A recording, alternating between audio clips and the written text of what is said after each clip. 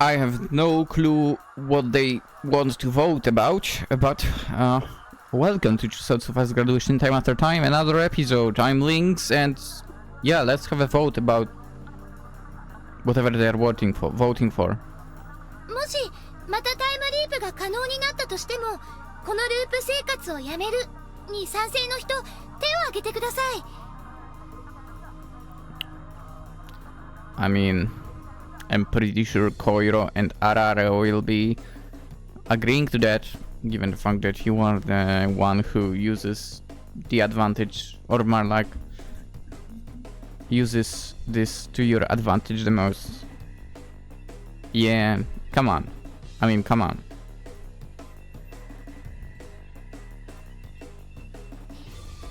By another... Oh. Now that they had all rejected time leaping, the Soul Link system would likely no longer accept the notion of a do-over. You don't know that. What if you did it so many times that the system be like, alright, let's leap them again. Anyway, that was for the best. It was so they could move forward. So they could leave behind their extraordinary lives and return to their normal ones. The three of them then solidified the resolve to take on the assignment. これまでの経緯から哲学とはノット哲学の立場を取っていることは自明であり。は？言葉を一致させる必要はあるのかな。例えば、心の底から同じものを求めれば。哲学である以上は明確に言語化できないといけないと思います。それに言葉にすればお互いの理解も確実に深まって。Okay. Their outlook was the very image of determination. A far cry from how they were at the beginning of the room sharing period. In retrospect, this might have been the first time. Not a single one of them wanted to run off and play. There was only water on the table, with not a snack inside. It was a meeting. A Chuusotsu meeting. Or rather, a meeting between girls willing to resist an extraordinary phenomenon. It was no easy task either. 思いつく限りの言葉を並べたけれど。これといったものは正直全部しっくりきませんね。What words? She laid out about 50 words. What do you mean? None of them seemed reasonable. The clock was about to declare the start of a new day. この辺りで一旦休憩にしませんか？賛成。行き詰まったまま考えても泥沼にはまるだけ。何か別のことしてるとふと答えが浮かぶことってあるしね。Right. じゃあ私ジュース買ってきます。二人ともコーラでいいですね。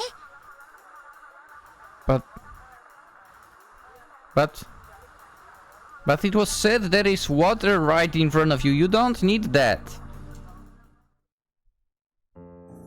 コーラを3つと。Also, is it a good idea for her to go out? She gathered up the 3 colas from the vending machine. She staggered a little bit. ちょっと疲れすぎた？漫画のことで葛藤したり、落ち込んだり、個人情報特定されたり、いろんなことあったもんね。Indeed. でも最後には自分を変えられるかもってとこまで来れた。We'll see about that. 友達が。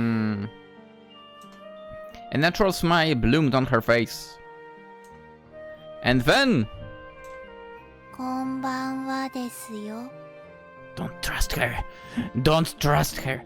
I know, Ariue, you and the other two were not able to connect the dots, but you know who that... I mean, I know who that is. Run for your life, girl. 心ちゃん、こんな夜中にどうしたんですか？コーヒーを買いに来たですよ。ああ、自販機。でもいくら近くても危ないから一人で出歩いちゃいけませんよ。 Like you are the one to speak right now. でも For her expression didn't change, she seemed to be conflicted. わかりました。私がお部屋まで送ります。さあコーヒー買っちゃいましょうか。わーい。それじゃあココロちゃんおやすみなさい。お姉さん、お姉さん、Hmm. 何ですか？眠たくなるまで5本読んで。Huh? 5本ですか。そっか、本当だったらご両親が。絵本を読んでほしいですよ。Hmm. どうしよう、2人を待たせちゃうけど気分転換にもなりそうだし。Hmm. わかりました。あまり長いはできませんけど、それでいいなら。わーい、わーい。I'm like so suspicious right now in that way. お邪魔しますって、そうだ、掃除もしてないんだった。 You shouldn't have said that out loud. 無事に課題をクリアできたらまた掃除しに来てあげよう。ココロちゃん、よかったら今度私たちが Yeah. お掃除しに。ココロちゃん？ Kokoro stopped moving after locking the door. She seemed somehow different than normal. It was like the air itself had solidified around her.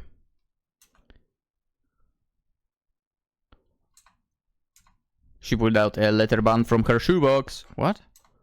It looked tough. It looked tough but flexible like a whip. I knew it. I knew it! She silently approached Arue. ちょっと Kokoro tied Arue's hands behind her back with the band. She didn't really try to resist. For a moment she thought it was just a game they were playing. But it quickly escalated. The rope was significantly tighter than what you'd expect from an innocent game. Despite her silent being a young girl, Arue was overcome by an instinctive kind of fear. これじゃあお姉さん絵本読めないんですけど。うるさい。今なんて？黙ってほしいですよ。A premonition of violence! A deathly chill. A powerful evil seeping from her colorless expression. ココロちゃん、一体どうしちゃったんですか？気安く心の名を呼ばないでほしいですよ。中卒の分際で。Kokoro took out something from her coat. What was that? A stun gun? How the fuck does she have that? That bitch. 間違いない。心と同じ匂いの残りがする。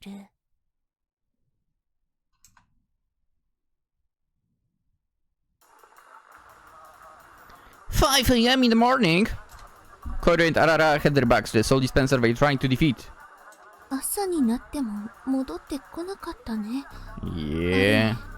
I'm surprised that you think about that at 5 a.m. not earlier. 自販機までの道のりで迷子になったとか？いくらなんでもそれはこの辺を探してみてもいなかったし。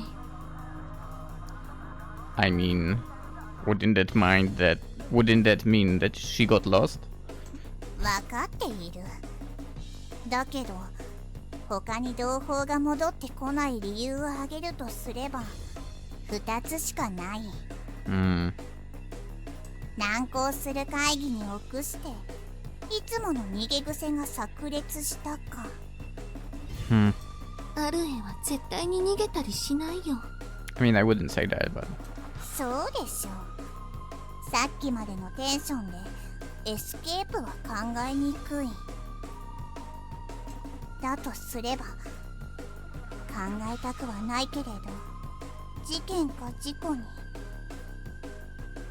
And you are right on the spot. もう一度この辺りを探してみよう。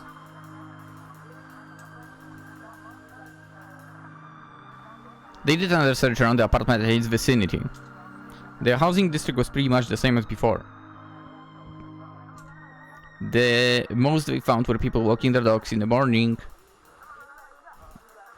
あの She went asking around. But they didn't get any closer to finding Arue. ある絵から借りた漫画だとその辺に手がかりとか落ちてるものなんだけど。But real life wasn't so convenient. The town was filled with the same everyday people they'd seen a million times before. 同胞がマンションを出てからもうじき6時間。 True. やはりこれは世界統括者の仕業。 Sure. あるいは普通の人間の。 What? Just what if they are the same? Right? What if they are the same? She considered the possibility that the world dominator or another person had something to do with Arue's little disappearance, which is not little. But why would someone do that? But yeah, why? I mean, it's not like, you know, they talked about that on the internet. She clenched her fist. As a friend, and as a girl, she mentioned something that made her stand on the end. あらら、やっぱりおポリさんに通報を。 Yeah. 気持ちはわかるし、あららも頼りたい。しかし最初に話した通り、プロポリスはこの件に関して動かないでしょう。 Because you're a Chuusotsu? 私たちがシールを持ってないから？関係がないとは言い切れない。原則的に彼らは P3 法への違法性のみ取り締まるのが仕事です。シールのない我々は基本数のうちに入っていない。 Ridiculous 加害側 behavior, だろう right? と被害側だろうと。 Just shows you how flawed that system is. でもシールには通報機能がついてるよ。悪者がいたとしてシールを持ってればおポリさんに通報が行くんじゃん。 But then again, what if it's a seedless person? そうだとしても与えられるペナルティは段階的。まずシールへの減点、次にシールの執行、ポリの出動はそれからということになっている。 Alright, Arara might be seedless, but I think she can figure this out. She's like intelligence over, basically over the seal kind of thing. みんなシールをなくしたくないから普通は悪いことなんてしないのよね。 Right. 普通は。しかし世の中にはいろんなものが。 Correct. Many kinds of people. She mentioned a monster to which common sense didn't apply. どうしたものか、この最悪の予感は。 Well, もしかしたらどこかで疲れて居眠りしててひょっこり帰ってくるかもしれない。あららの言う通り迷子になっただけかもしれない。 I mean, if she fell asleep and then wobbled, you know, home, you would see her, wouldn't you? でも私はアルエの友達だから1秒でも早くアルエの顔を見たい。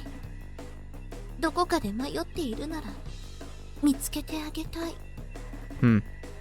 異論なし。 The two of them looked at each other and nodded. 迎えに行こう。Yeah, how are you going to do that? She opened her eyes to complete darkness. She reflexively wriggled her body. Her back was sore, almost as if she had pulled her muscles. A keyboard. Beyond the veil of their sleep-deprived consciousness, she could hear a faint yet rhythmical tapping sound. As her senses began to recover a little, Arue realized she was lying on a soft floor of some sort. When she tried to sit up, she immediately felt a chill rush through her entire body. Chains? Are you kidding me? Her arms and legs wouldn't move. Oh. She was handcuffed while her legs were in shackles. Are you kidding me? The chains, despite being made of metal, were surprisingly light. Were they real or just imitations? She couldn't tell. She had never seen real ones. She barely felt any fear. Surprising even herself. She simply found herself in a confusion situation, with her surroundings completely blocked off. The sheer surreality of it all dulled her emotional response. Arue suddenly found herself curious about what that faint sound she'd been hearing ever since she woke up. She surveyed her surroundings. Her eyes had regrown accustomed to the darkness. She spotted a beam of light above the curtain. The curtain itself had some familiar patterns on it. Looking around, she saw empty ramen bowls and partially filled bottles lying around everywhere. As Arue's gaze fell upon the source of that chilling, rhythmical sound, the memories of the events leading up to her current predicament came flooding back in her mind.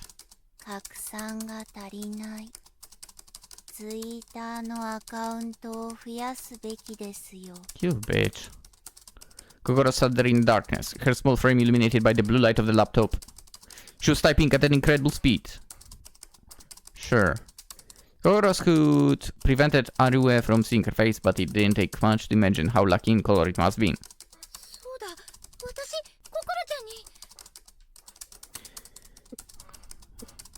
She drank deep of the canned coffee sitting next to her. Upon finishing the can, Kokoro discarded it without as much as glance in its direction. The can bounced on the floor, its leftover coffee leaving a dark, muddy puddle as it mixed in with some spilled ramen soup. Disgusting. She reflexively grimaced at the sight. In that moment, the sound of typing came to halt. Spinning her chair around, Kokoro looked back at Arue. An expressionless face. Cute clothes, sure. Colorful coat. Everything seemed mismatched. The sight felt almost otherworldly, serving only to amplify Arue's confusion. お目覚めはいかが？正直言って何をどう答えていいのかもわかりません。Kokoro replied in a disinterested manner as she rose from her chair. She then approached Arue. Arue was reminded of drawings with intentionally screwed up perspectives. This roused a peculiar feeling of anxiety within her. Kokoro stood in front of the bed. It was a large bed. そっか、ここって心ちゃんのご両親の。さて、まずは手荒な手段を詫びたいですよ。Sure. どうもすみませんですよ。Not accepted. Her apology was monotone. She didn't seem very sincere. 今にして思えば、心ちゃんはずっとこんな感じだった。心がないみたいな。Yeah? 心は謝ったので、これであなたと心は対等ですよ。Not really. Her logic was incomprehensible. As for her sentences, she wasn't talking in questions anymore. Oh, I really thought it was a quirk of hers. But what if the whole thing was just an act? 意味が Incomprehensible. The young girl in front of her had become some kind of unknown creature. 何なの本当に She had to figure out what Kokoro was after. She had to understand her motives. She felt like Kokoro could turn into a monster at any moment. どうしてこんな真似を単刀直入ですよ。対話というのはお互いの些細な要素を小出しにして敵意のないことを示すのがマナーだというのに。 Bitch, but you already showed hostility. Come on. ココロちゃん、そのマナーはこんな風に相手を拘束してる時点で破綻していると思いますよ。Yeah, just 他 as に I said. 方法がないことも世の中にはあるですよ。中卒のあなたにはわからないかもしれないけど。 Oh, shut up, trash. 抵抗されると困るからってこと？ Her stomach began to ache. Aru's restraint certainly prevented any form of resistance, which meant that Kokoro was planning something after this. Aru's understanding of Kokoro wavered. The little girl in front of her seemed more like a wolf in a sheep's clothing. さて、どうしてこんな真似をしたか。こちらも単刀直入に、すべてはあなたのためですよ。Bull. 私のため？なんですかそれ？冗談はやめてくださいよ。手足を拘束して部屋に閉じ込めて、一体何が私のためなんですか？ So true. それはこれから対話と儀式を通じて分かっていくことですよ。I'm sorry, what? 儀式？ I'm sorry, what? An abnormal word. Like, what? She felt her body go cold. Understandably enough. 儀式には準備が必要ですよ。すみませんが、今しばらくお待ちを。対話って明らかに対等じゃないですけど、何を話すって言うんです？ Yeah. あなたの構成について。真実を言うのは時として心苦しいけれど、あなたを助けると思って心を鬼にして話をするですよ。現状、あなたはこの社会において何ら存在価値を持たぬゴミに等しい。まずそれは理解してほしいですよ。そこで質問。功利主義という言葉はご存知ですよ。Yeah. まあ、知らないものだと思って話を進めましょう。功利主義とは、幸福と利益を人生最大の目的とする思想のことですよ。これは、個人的な領域に限定しての話ですが、心は功利主義にのっとって、あなたの人生をより素晴らしいものに変えてあげようというのですよ。How about you turn your own? そのためには、まずあなた自身が世界のゴミだということを自覚し、考えを改めていくことが先決となるですよ。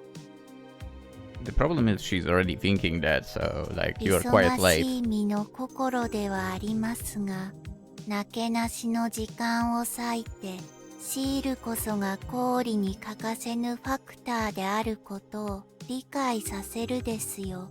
Yeah, she was already thinking that you are so late. And that didn't help at all, so yeah. Aru had no way of responding to all of that. 何言ってるのか全然わかんない。She's nuts, that's all. Not because of Kokoro's vocabulary for... 対話ってココロちゃんは一方的に自分の思想を押し付けたいだけじゃない。 Yep. 怖い。 Can't you, like, try to scream? Fear had finally reared its ugly head in Aru's heart, paralyzing her thoughts. ダメ。考えることをやめたらされるがままになっちゃう。明日の朝を迎える頃には、あなたは中卒なりに立派な思想を持てるようになるですよ。ハッピーハッピー。She clapped her hands. without her eyes so much as twitching. Despite the eerie nature of this entire situation, そのハッピー成立しませんよ。だって私は望んでないですもん。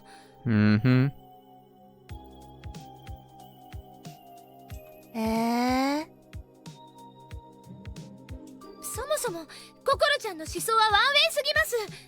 独りよがりです。そんな思想に納得する人がいるわけないです。 correct. なるほど。あなたは対話ではなくディスカッションをお望みのようですよ。Same thing. ココロちゃん、そんなもの望んでないですからやめましょうよ。今ならまだ許しますからこれをほどいて。I bet she doesn't want forgiveness for. She doesn't care. 心の思想の価値を測る資料を。She wasn't listening at all. Indeed, she brought over her laptop. これ The page that Kokoro showed her. PBS。 It was the anti-unmarked message board. Kokoro seemed to be in the middle of writing a post. Dead bitch. From 9 p.m. I'll be streaming the Bleaching ritual. Jesus Christ. In the username box, she spotted the name Albedo as well as its trip code. 嘘、まさかココロちゃんが。はい、アルベドは心のハンドルネームですよ。I knew it. その説はどうもお世話になりました。She bowed. それじゃあココロちゃんが私の個人情報の特定を。それはちょっと違うですよ。心の人脈は EBS だけでなくいろんなとこにありますので、例えばこれもそう。 Her smartphone. Twitter. An account that seemed to be Kokoro's. カリスマティックさん。 What? As well? あれ、これも知ってるですよ。まあ BBS の宣伝用アカウントだから知っていてもおかしくはないか。そういえばカリスマティックさんってどの集会でも BBS の話題振ってきたっけ。 True. そこまで知っていれば心の思想に賛同する者が何百何千といることも知っているはず。 Yeah, all of them fucked up in the head, we know. Indeed. Albedo was certainly regarded as a charismatic figure in the message board. Like if... Yeah, whatever. If she had intentionally been spreading all that info. どうやら早くもディスカッションは終わりですよ。 Trash. では対話を始めましょう。 She took a step closer. She flinched. どうして怖がるのかわからないですよ。 Haru, I could tell. この子自分のしてることが本気で善行だって思ってる。安心して Disgusting. 心が白化してあげる。 Again, bleach yourself out. For heaven's sake. その様子だとここにもいないみたい。 Arara arrived a little late. あらら、駅の方はどうだった？空振りだからここにいる。そっか、そうだよね。 They looked at the plaza's clock. It was 3 p.m. Jesus. Half a day passed since Arue went missing. スマホは部屋に置きっぱだし、部屋にも戻らず目撃情報もないとなればどこかで捉えられているか。 Indeed. あらら、ポジティブに考えよう。 No. Right now this will not help. ポジティブに知らない人に容姿を伝えるだけだから見つからないのかもしれない。よく考えてみれば同胞のことを知ってる者に聞いてみるのが先決。So not that many. アルエを知ってる人。心。だがあのキッズには挨拶を済ませていないのでは。私が挨拶に行こうと思った時にはいつも渡してるアルエのクッキーくんがなくなってたから。Yeah. となると同胞が挨拶に行った可能性は高い。 True. そうだよ。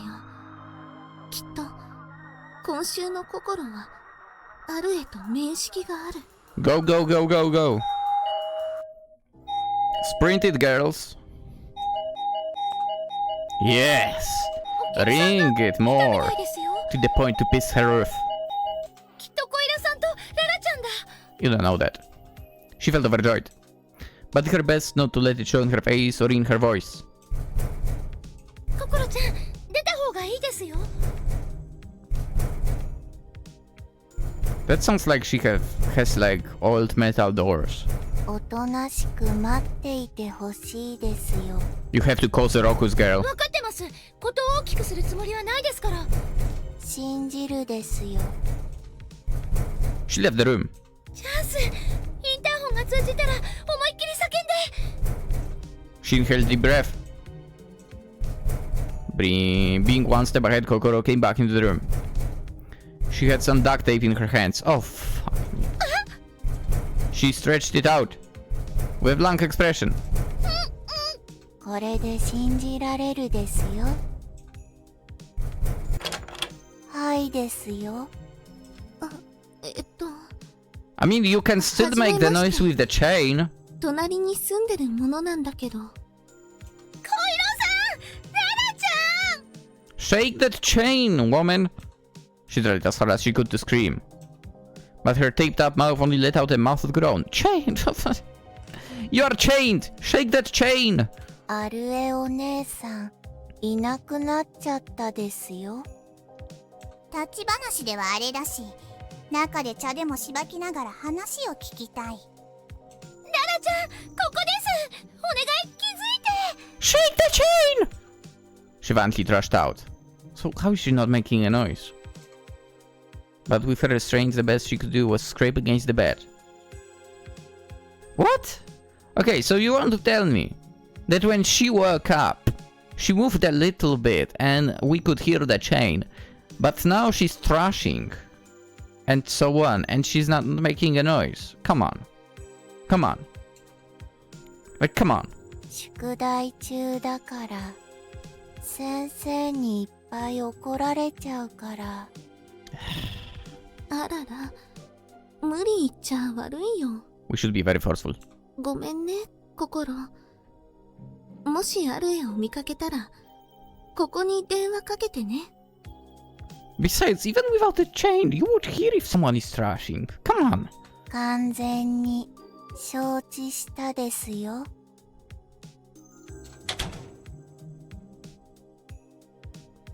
お待たせしましたですよ。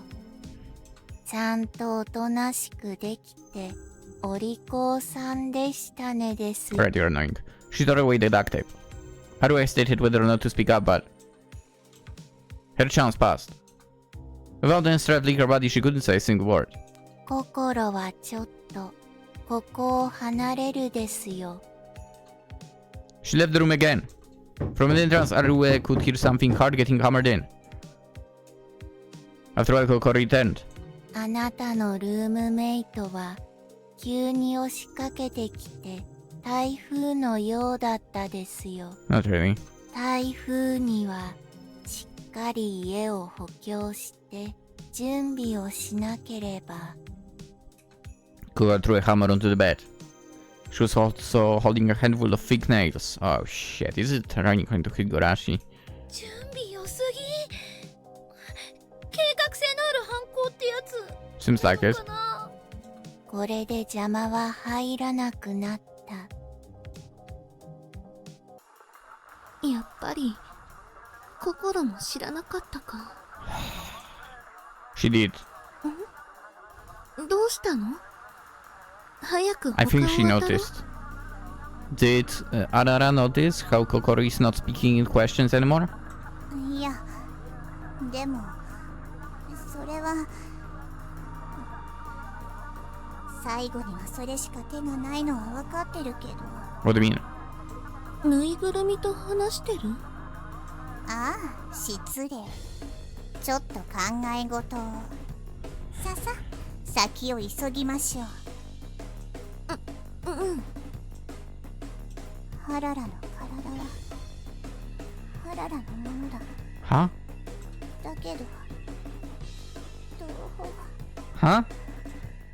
What? Wait, what? Just how much time had passed?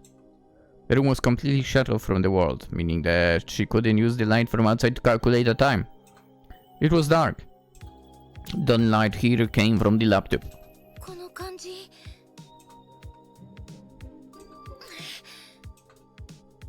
She shook her head. 吹っ切れたはずのことを。心ちゃん、また中卒の悪口書き込んでるのかな。こんな暗い部屋で一日中ずっとそんなこと続けても何も変えられないのに。まるで昔の私みたい。 I mean, it's not your past self, to be honest, you are still the same. A certain feeling began to bubble to the surface of Arue's heart. なんだかかわいそう。 Pity. Empathy. Despite the fact that she was tied down and had someone else's ideas forced onto her. Just then, 完全に特定したですよ。あなたはやっぱり悪い子ですよ。再検査への努力などと言いながら漫画にうつつを抜かしている。それでも以前よりはまだマシですよ。1年も仮病で引きこもっていた頃よりは。だってそうやって遊んでいて中卒になったわけでしょ。どうしてそれを。おや、図星ですよ。半分く You ら got い played. は釜をかけたのに。どうやって知ったかなんて簡単ですよ。執行になったシールでもユアナンバーのログは残っている。それをデータベースから盗み見れば個人の情報くらい簡単に調べられる。簡単ってそんな郵便受け除く程度の気安さで。 maybe it is like that. 実際その程度ですよ。心のお客さんにその手のエキスパートがいるので、心がお願いすれば多少の危ない橋は気前よく渡ってくれるですよ。 Okay, so basically, as expected, Kokoro is a wench, and for some reason, she actually has well-placed like clients. Disgusting. What a bunch of retards those people are then. BBS に探した情報もそうやって調べさせたんですね。察しがいいですよ。そう、それも知り合いのスーパーハッカーに。それって犯罪なんですよ。もちろん今この状況も。問題ないですよ。プロポリスはシールを執行するまで動くことはない。まあ、すでに何点かは減点されてるみたいだけど。そんな軽いノリでいいんですか。心ちゃんが蔑む私なんかのために今後の人生を棒に振ることになっちゃうんですよ。そんなのバカーターと一緒じゃないですか。お願いですからもうこんなことやめてください。心ちゃんの言う通り私はバカでクズかもしれないけど、あなたには何も迷惑かけてないじゃないですか。こんなことして心が痛むでしょ。 She doesn't have that. まあ。えい。She threw something on the bed. えいえい。One after another. What? She shrunk back. The things were thrown onto the bed. スタンガンとムチとあと And the underwear with a stick poking out of it. It was more like a waistband than a piece of underwear. Alright. これ太いでしょ。男の人でも泣いちゃうですよ。She passed her tongue over the tip like some third-rate bandit. I mean, she is.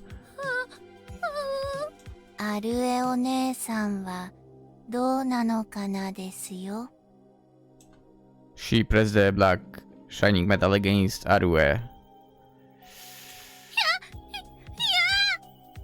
なんちゃってサプライズ。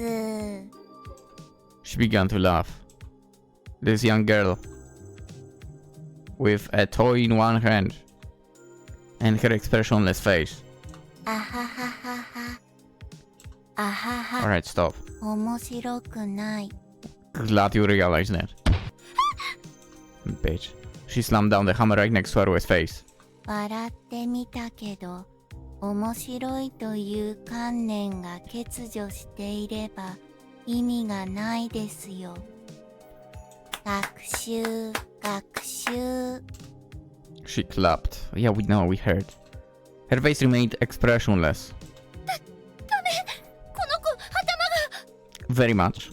アルエお姉さんに質問ですよ。心が痛まないかと聞くけれど、心って何？ Arue was rendered speechless. Her throat was unable to squeeze out a single word, as if something was twisting her vocal cords. 心とはイメージですよ。Nah.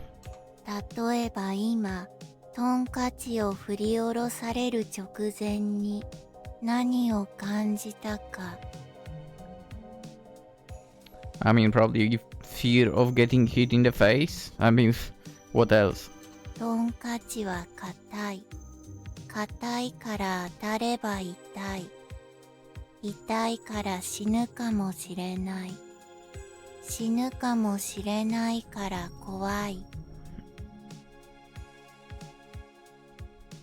単に抜き出した怖いというイメージを他のイメージ、例えば心に対するイメージとコラボさせたら、単に怖いで済まされず別の感情が、欲求が生まれてくるですよ。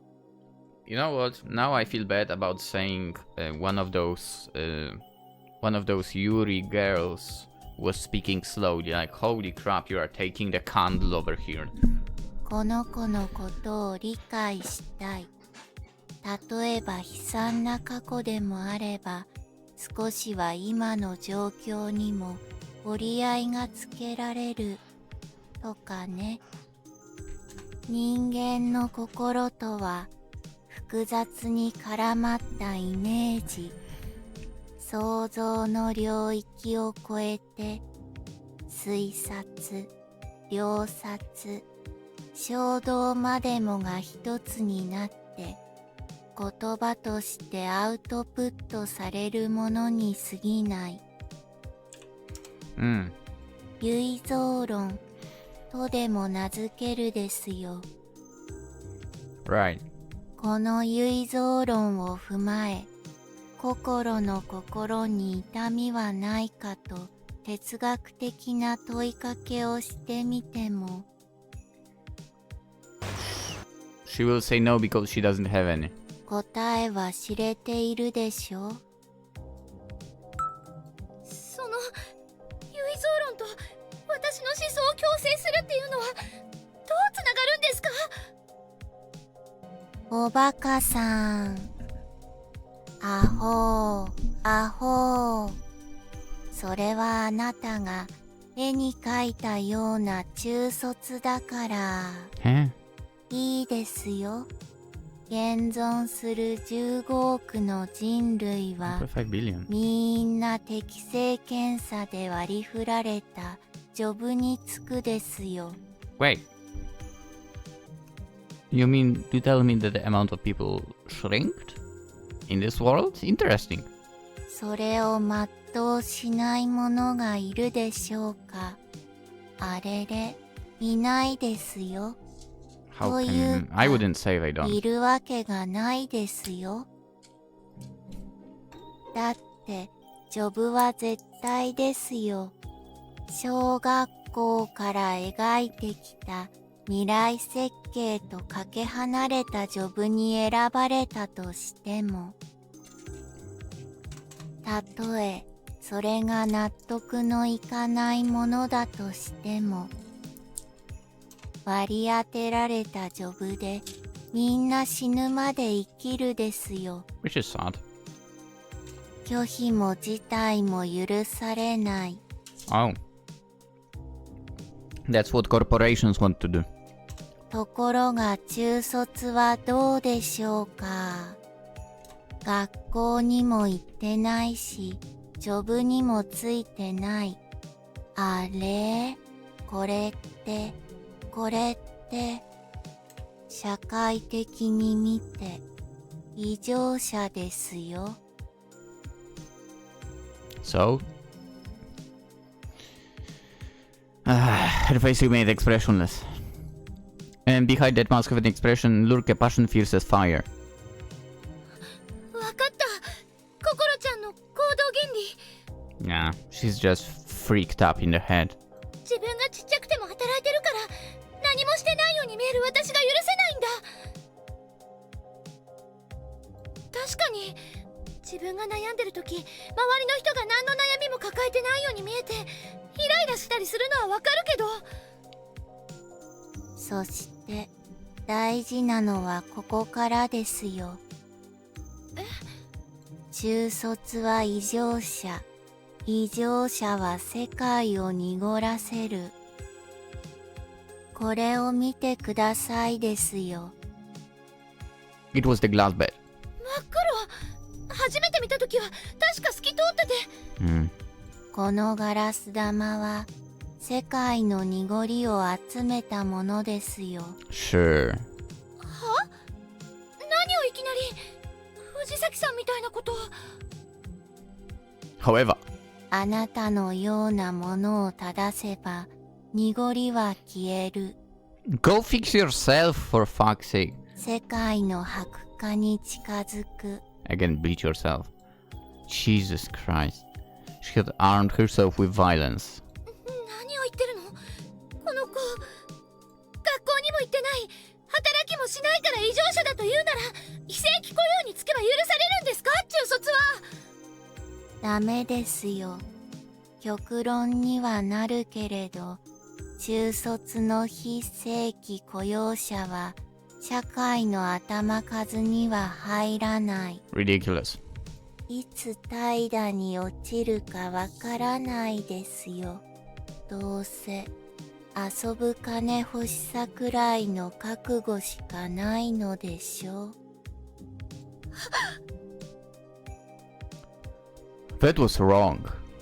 Everything Arue had seen, and everything that supported her. Her mother. Despite being a child, she raised 2 children. For she still looked pretty to her daughter, she worked hard, completely discarding her femininity. Whatever. She supported her household despite being sickly. Yes. Even back then. どうしてそう決めつけばかりなんですか？心ちゃんは。世の中、いろんな人がいろんな事情を抱えて生きてるんですよ。どうしようもない理由で中卒になった人だっています。そしてそういう人もみんなと同じように一生懸命頑張ってるんですよ。心ちゃんはバイトとかして偉いかもしれないけど、その考え方だってご両親の受け売りとかでしょ？ I wouldn't be surprised if she supposedly bleached them. 中卒バカにするのはせめて中学出てからにしてくださいよ。意外。ここに来て Good. なお強気ですよ。 Keep at it, Arue. She still couldn't detect any emotion in Kokoro's voice, which was why this felt all too sudden. Alright, shut up. She laughed. 両親の受け売り、リアルを知れば、あなたの認識も少しは変わるかもですよ。And with that, Kokoro pulled back her cute sleeves and revealed her seal, which had remained hidden until now. 何ですかそのシール。 It bore no resemblance to the seal of an elementary school student or even a part-timer. It was a winged card. A wench? A worker of the street, right? The shopping district. Nightfall had descended upon the city, inviting the glow of neon lights to illuminate the streets. Koiro dashed through said streets clearly in a hurry. She was alone. Arara returned to the apartment to check if Arue had gotten back. ここにもいない。 Just then, someone tapped her on the shoulder. Good evening, we meet again. 君はドレス着てた子だよね。 I'm surprised you remember me, we only met once. She made a beaming smile. 人探ししてるんだ。見た目は。 She described Arue's appearance. Plenty of girls around here matching the description. Can't say I've seen her, sorry. そっか。こっちこそ急にごめんね。赤いドレスのお姉さんにも聞いてみようかな。Wrong. You still haven't realized that.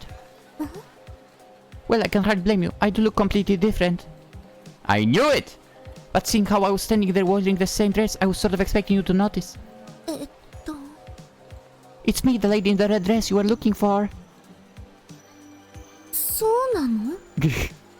Really? でも年も見た目も全然違うよね。君どう見ても私と同じくらいだし、それに自分のこと中卒って。 Well, that's because my seal came off.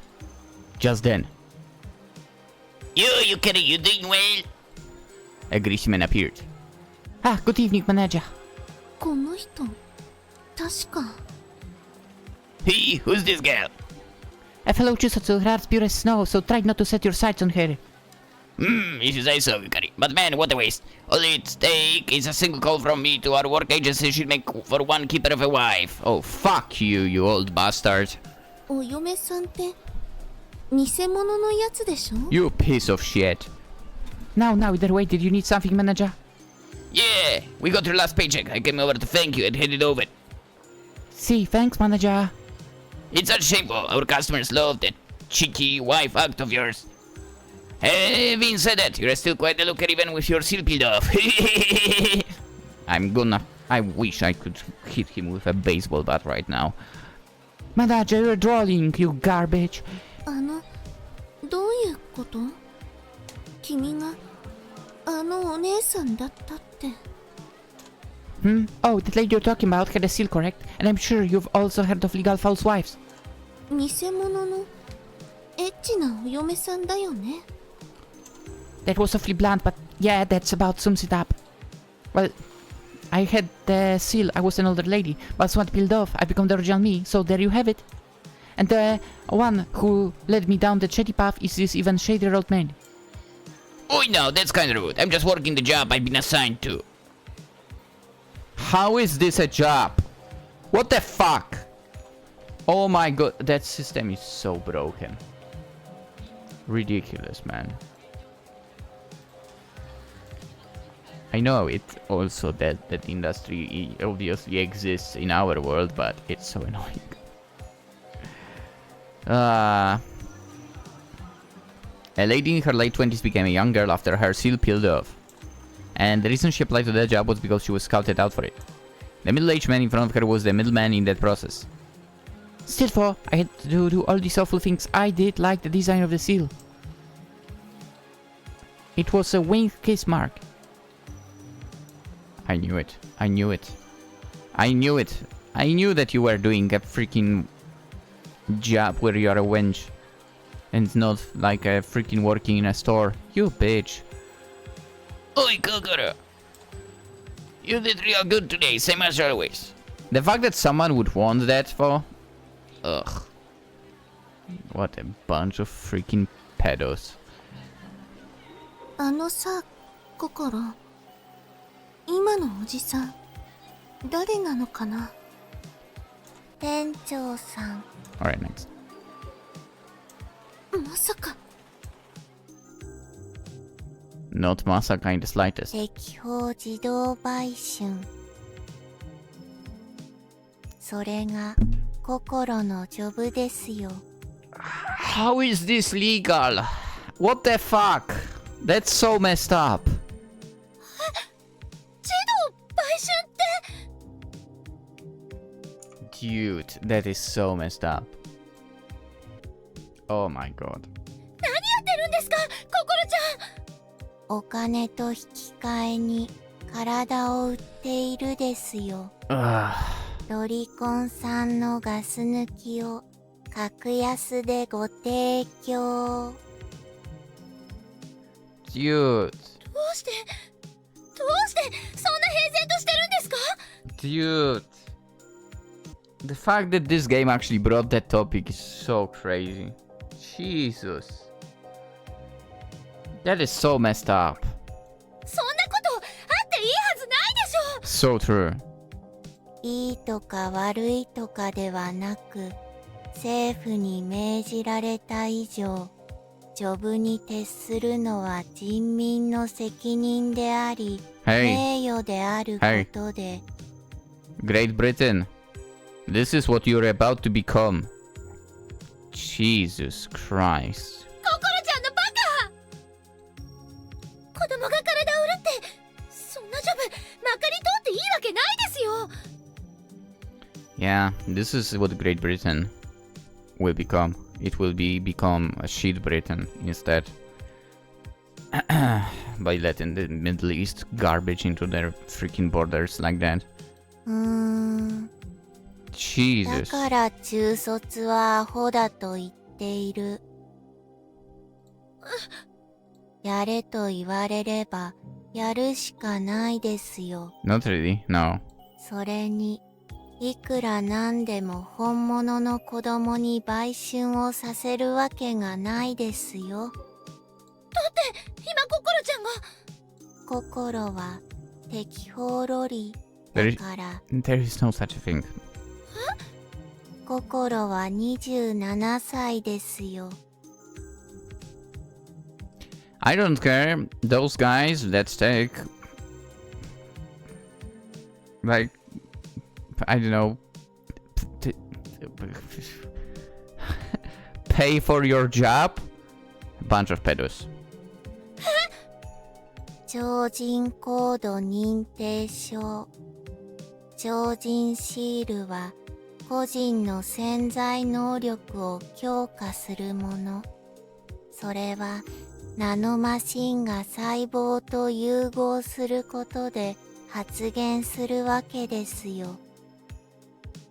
言い換えれば体細胞そのものを変容させているわけで、だからこのシールは外見に限定すれば全く別の人間に作り変えてしまう。Alright. 人間の変容。見た目は子供、頭脳は大人の出来上がり。Considering how you act and so on, no, I would not say.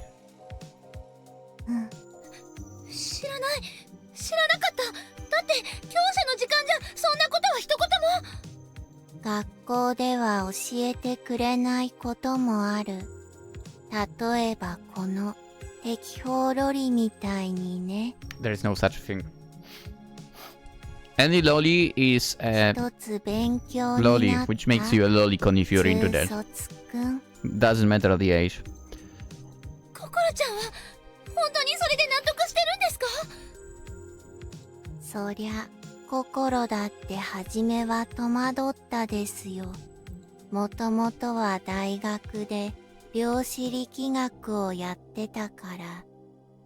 子供の頃からそちらの方面で立てていた Quantum 人 mechanics. 生設計がうまくいってい Okay, ると that's も思っ bullshit た right です now. よ。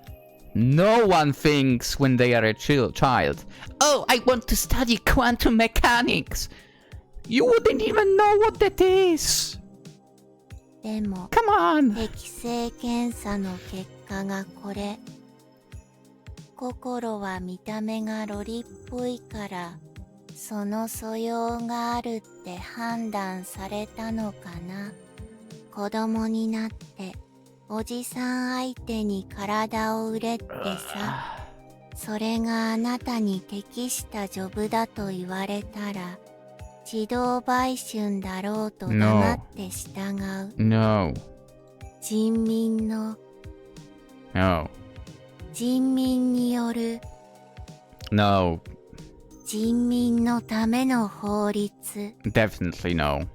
P3 法の世界なのだから。 No. P3, like pedolo? Because that sounds like it right now. 世界人民連邦万世。 No. Alright, shut up. 心が壊れてる。 Kukuru's head. 心を壊されてまで自分の役割に縛られるなんて。 Self-destruction. And what lay beyond. Aru was more than familiar with. 絶対馬鹿げてる。もしかして自分の罪滅ぼしと重ねてる？さすが中卒。カラカラ音がしそうなくらい軽い脳みそですよ。白化を急いで世界をきれいにしなければ。あなた散々私をバカにしてますけど、大人が子供を拉致監禁なんてしたらすぐにシール執行になりますよ。さあ、それはどうでしょう。 She raised her right hand. Her seal was still there. 心のようなジョブには猶予があるですよ。決められた役割を演じ続けるのは難しい。多少の減点には耐えるし、執行さえしなければ、更新の時に点数は元通りになるですよ。Ridiculous. それに、心は特別だから。特別？幸せ組って知ってるですよ。 No. 将軍様に芸とか披露するいつもニコニコした。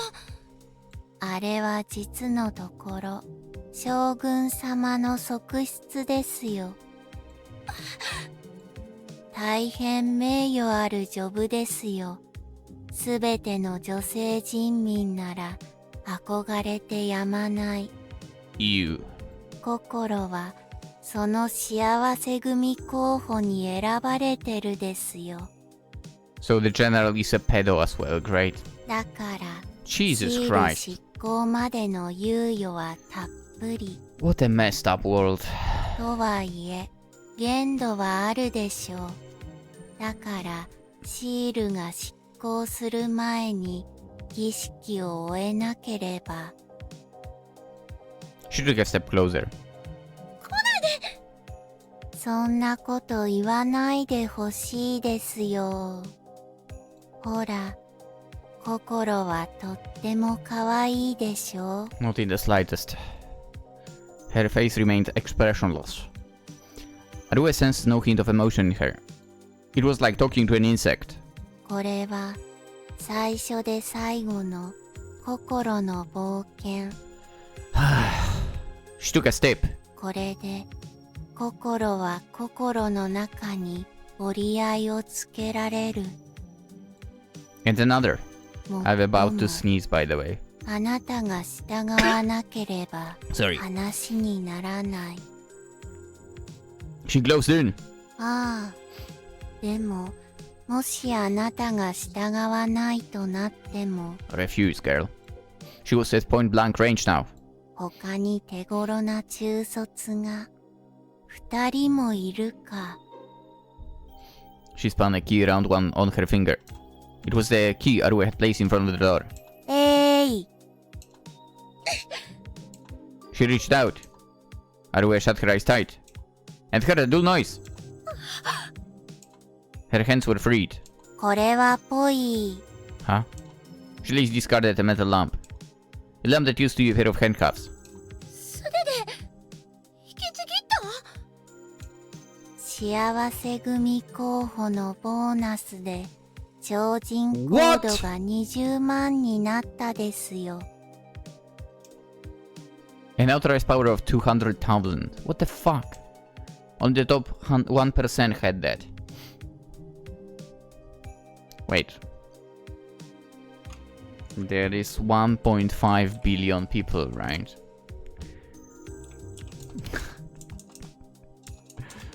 So 1%.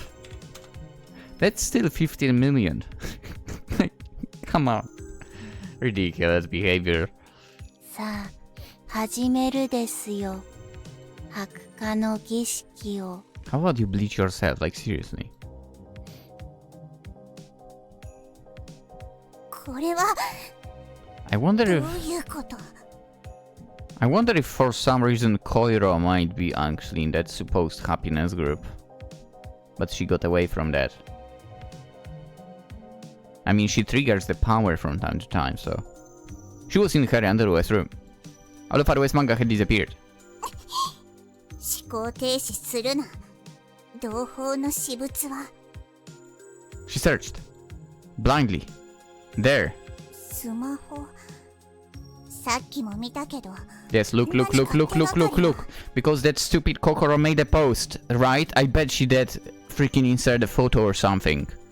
Come on. She searched. And found something. Her browsing history. The anti-unmarked message board was on top. Look. Who there? Whoa there, Albedo's really going all out. What's she going to show on the live stream? Well, obviously the Bleaching Ritual that's mentioned in the title. What's Bleaching Ritual? I don't know, but it's gonna be one hell of a show, so any latecomers should check out this link. Link. Click. She opened it immediately. And witnessed a bewildering spectacle. はじめまして。マリス川春江と言います。15歳。中卒です。She was using a web camera to broadcast this on a streaming website. The comments were pouring in. どこだ？ It was dark. But you can tell, come on! The room was pitch black, for the camera settings likely had something to do with that. この放送を見ている方は、ほとんどが例の PBS の方だと思います。数日前に PBS をお騒がせしたのは私です。 What? その説はどうもすみませんでした。 No! Hesitation. She seemed taken back, paralyzed into inaction. The comment section erupted. The viewers are starting to get rowdy. すみません。 She bowed down her knees. Her head touched the white cloth. She ground her teeth, so much they seemed on the brink of breaking. 待て。焦るな。焦らず。 You know what it is, come on. She took a deep breath. 私は今までの人生を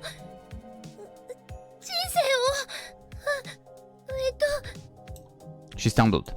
She'd been talking so smoothly up until then. What did this mean? カンペです。 Yeah. 何者かがカメラの外でカンペを読ませている。Mm-hmm. すべては私が愚かでした。私のようなものが生まれてきたことをお母さんとお兄ちゃんに謝らなくちゃいけません。 No, you don't. というのも私が中卒になったのはThis was Arue's taboo. Ara turned her eyes away from the screen, covering her ears. あららたちはお互いの過去を知らない。それはこれからも同じ。だって過去なんて知らなくたって友達になったんだから。そこから先は絶対に誰にも聞かせない。何者か知らないが上等です。あららの友人を傷つけて、ただで Alright, it's 済 like むと思わない get こと into the だ。 action then. 絶対に助け出す。あららの身に Come on, come on, come on, come on, come 何 on. があっても、 Come on, come on, come on. なぜならば、あららは Yeah, cool. 救世 Then 者だ get into the action. The soul dispenser. She pressed the red button. Oh, for fuck's sake. Thanks for blinding me. チェックしてプロミース。フォロチャンスよ。あら、お嬢様 Come on, come on, 怖 come い on. 顔して一体どうしたんすか？貴様のネット回線って無線？無線っすよ。電波とか世界最強っす。えへん。オーケー。それじゃお前を使ってちょいスペシャルなことをやるです。何なんか超不安っすけど。不安はあららも一緒。しかし今は一刻を争う。ポイントは全額くれてやるから早く使わせろ。Yeah. でもそれじゃあ課題ができなくなるっすよ。それがどうした？同胞を助けること以上に優先すべきものなどない。 Yeah. 哲学などは豚にでも食わせておけ。 Yeah. And then. あららと、ほら、小色さん、ちょうどいいところに。 Yeah. ごめん。私の方はあんまり収穫なかっ Azul. た。でも一つだけ分かったことがあるんだ。子供を大人に、大人を子供に、人の姿を変えてしまうシールがあるんだって。そしてもしかしたら心もそうなのかもしれない。その話詳しく聞きたいけど今はそれよりこれを。 Can we get things like done?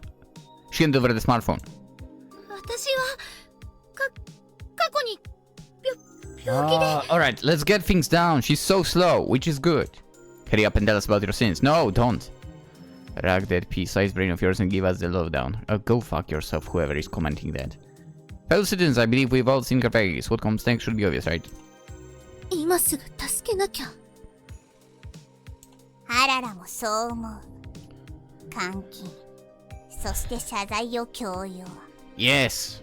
このアルベド会の放送主は Can we do it already? 違いない。 Can we stop talking and act? 同胞がこれを強制されていて監禁場所から逃げられない以上凶器か何かに脅されている線が濃厚で。あらら、説明はいい。私はどうしたらいい？ Release full power. 小色さんは一芸スキルを持っている。 Yes. うん。今まではっきり言えずにいてごめん。謝罪はいい。何か理由があるのでしょ。それよりそれは身体強化のスキルで間違いない？時間制限はあるけどね。上等。 She took a deep breath. 今からあららは奥の手を使う。 What? 不届き者から同胞を救うために。奥の手？それって一芸スキル？いや、あれは対象者が目の前にいなければ意味がない。今は残念ながら敵がどこにいるのかもわからない状況です。だからまずは敵の居場所を把握できる能力のあるもの。 Oh, will you somehow manage to control 必 Arue? 要がある。 I think you tried that or う wanted ま to く try 居場 that. 所を特定できたら小色さんに伝える。わかった。それじゃあ作戦開始の前に今からあららは別人になる。そして下手をすると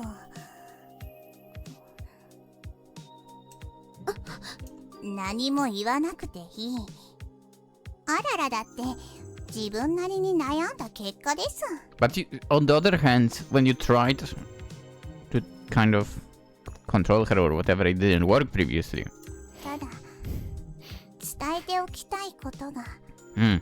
もしアララがアララじゃなくなってもアララのことを忘れないで。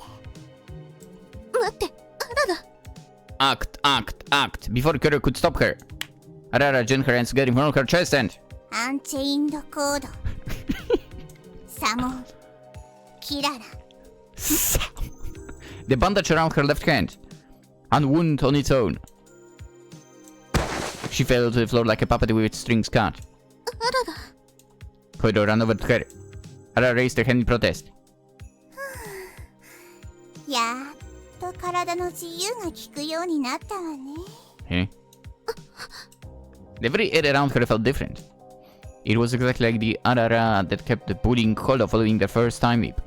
つまるところ、ようやくこの体はキララのものになったのね。頂上。君はあららじゃないんだね。まあその話は後にした方がいいんじゃなくて、今は急を要するのでしょ。個人的にはどうでもいいのだけれど、あの子の最後の望みだものね。 Let's go. She sounded a bewitching laugh. And raised her hand toward Kodo. いい回線感じちゃうわ。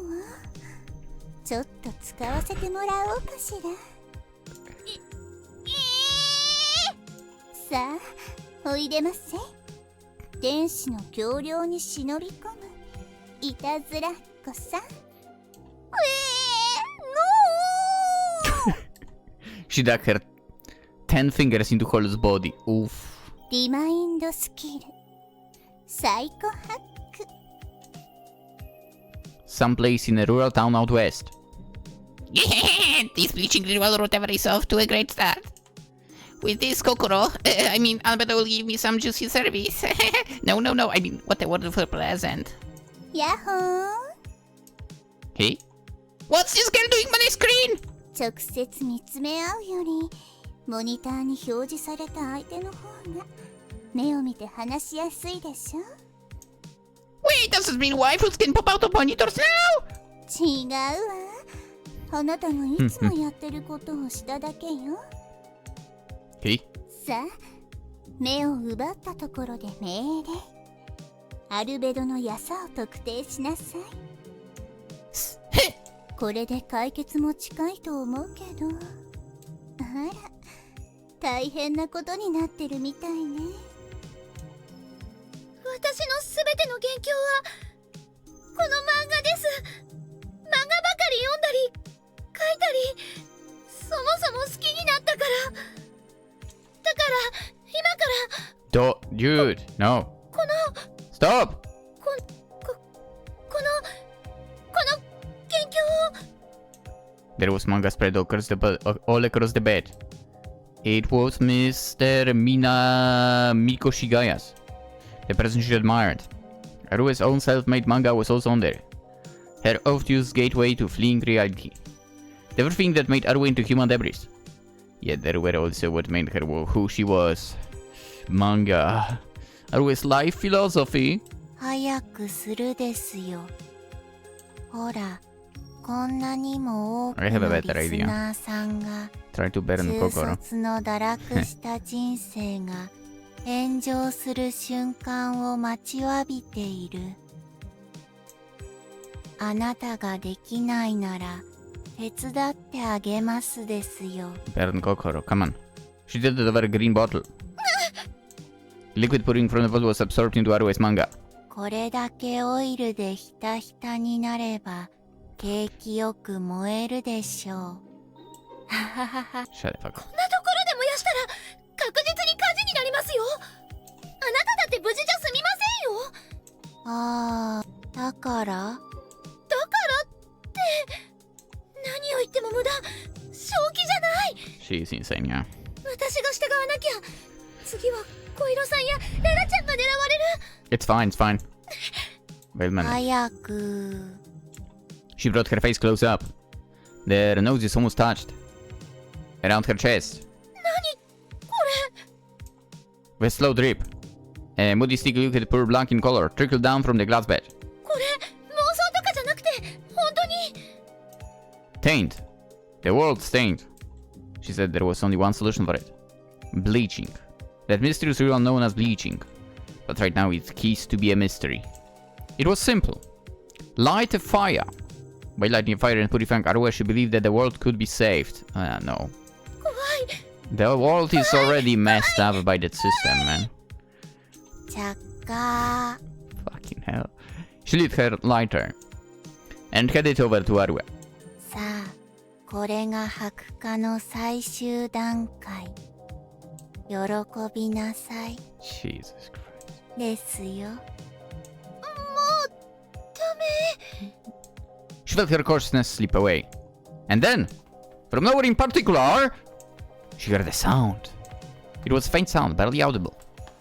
Its rhythm, however, was known only to Arue. いつもの。 I don't know what she's talking about. She closed her eyes. Whenever the mental strain became too much, Arue chose to flee reality. Oh, the symbol of that was occurring right this very moment.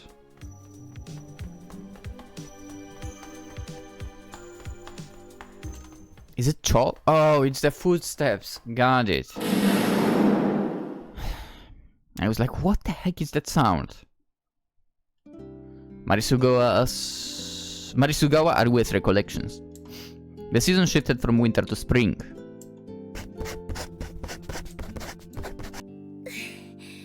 できた。 She gazed at her manuscript with a mix of sadness and joy. A feeling of achievement washed over her. She had just finished the 12th chapter of her self-made manga. She was in bed. How did she not get a seal of a mangaka or whatever like that? Oh yeah, maybe there is no such thing given how messed up this world is. But there are people who create manga, so like, how... I don't even know at the moment. I feel like she should have that. Without even looking at the desk. Her bed and the tatami mats beneath it were stained here and there with ink. And although she had no plans to show it to anyone, it was done. Finished. Inaction followed.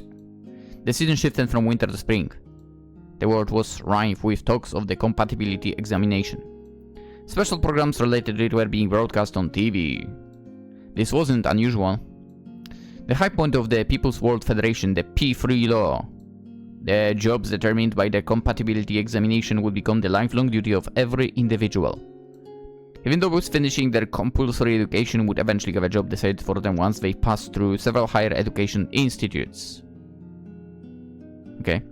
It was even possible that they'd be sent out into the real world without going through any more schools. What? 私には関係ないし。 Marisuga Arue had already realized she was merely running from reality. Naturally, she couldn't keep this up forever. She was more than aware of that, too. According to Arue, however, running from reality was... モラトリアム期間だから。 Huh? Leeway. Leeway wasn't something you set for yourself, much like how freedom wasn't something you determined for yourself. She knew this all too well. She was fooling herself, telling herself lies in order to justify her own willful ignorance. It was a bit like cheating. After all, going back to school would only lead to more suffering. And there was no method for raising her compatibility to be a government worker. Besides, drawing manga was a better way of injecting some passion into her life. She had many reasons. Reasons that, much like her manga, she'd never revealed to anyone. Her lack of spontaneity, as well as her weak-willed nature, people wouldn't wait for her. Even if she gave herself a moratorium. There was no guarantee that everyone else would do the same. She knew this. She absolutely did. However, March. It was already too late for her to make it to the compatibility examination. as would be expected. This ushered in her destruction. Marisugawa Arue's active time was flipped from day to night. As such, she would normally go to bed in the early evening. But on this day, she just happened to be awake. She was so into the manga she'd been drawing that she ended up pulling an all-dayer.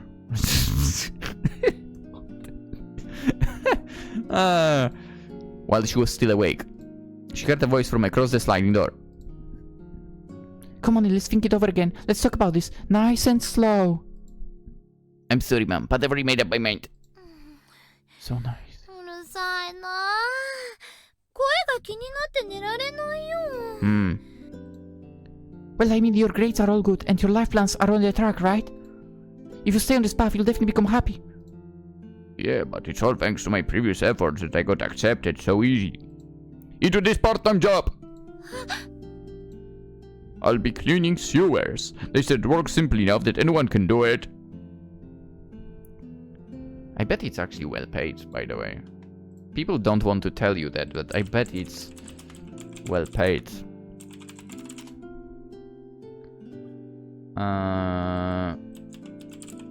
Let's see, salary. Salary ranges for sewer cleaner in the US range from 16,000 to 146,000. Damn. If you are in that very top, ooh. And the average is 37. I mean, that's not bad. You basically get 3,000 a month. Nice. Check out, what about Poland?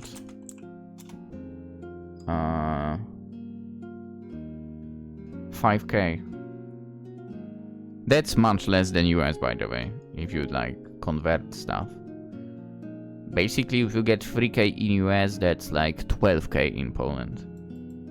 So yeah, we get 5k for that.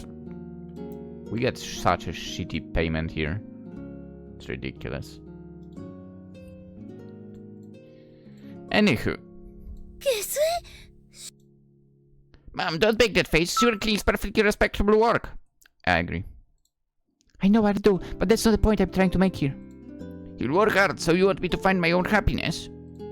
Exactly, I mean, you have your own life to live. But your body is already at its limit.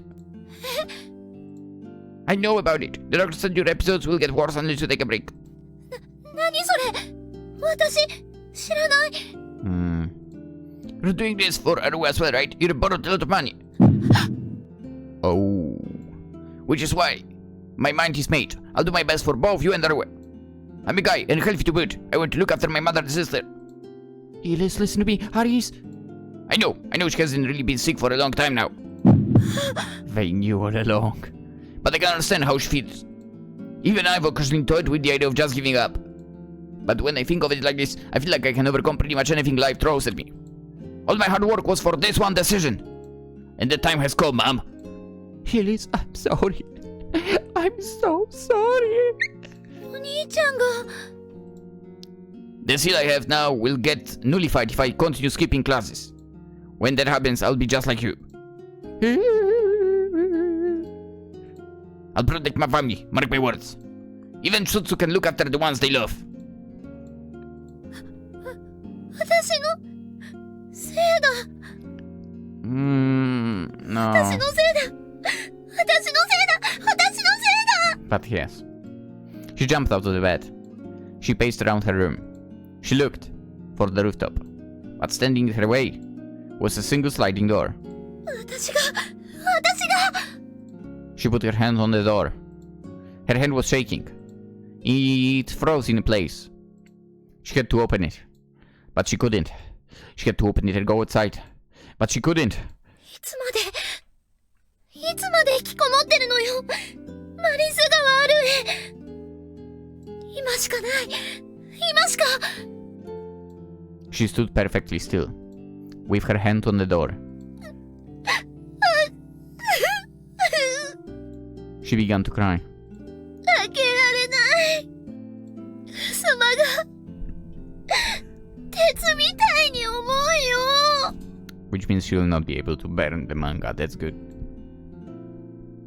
Even as night came, she continued standing there, stock still. This 1 kilogram door that she had been opening and closing so easily up until now had turned to... How do you know the wave of the door?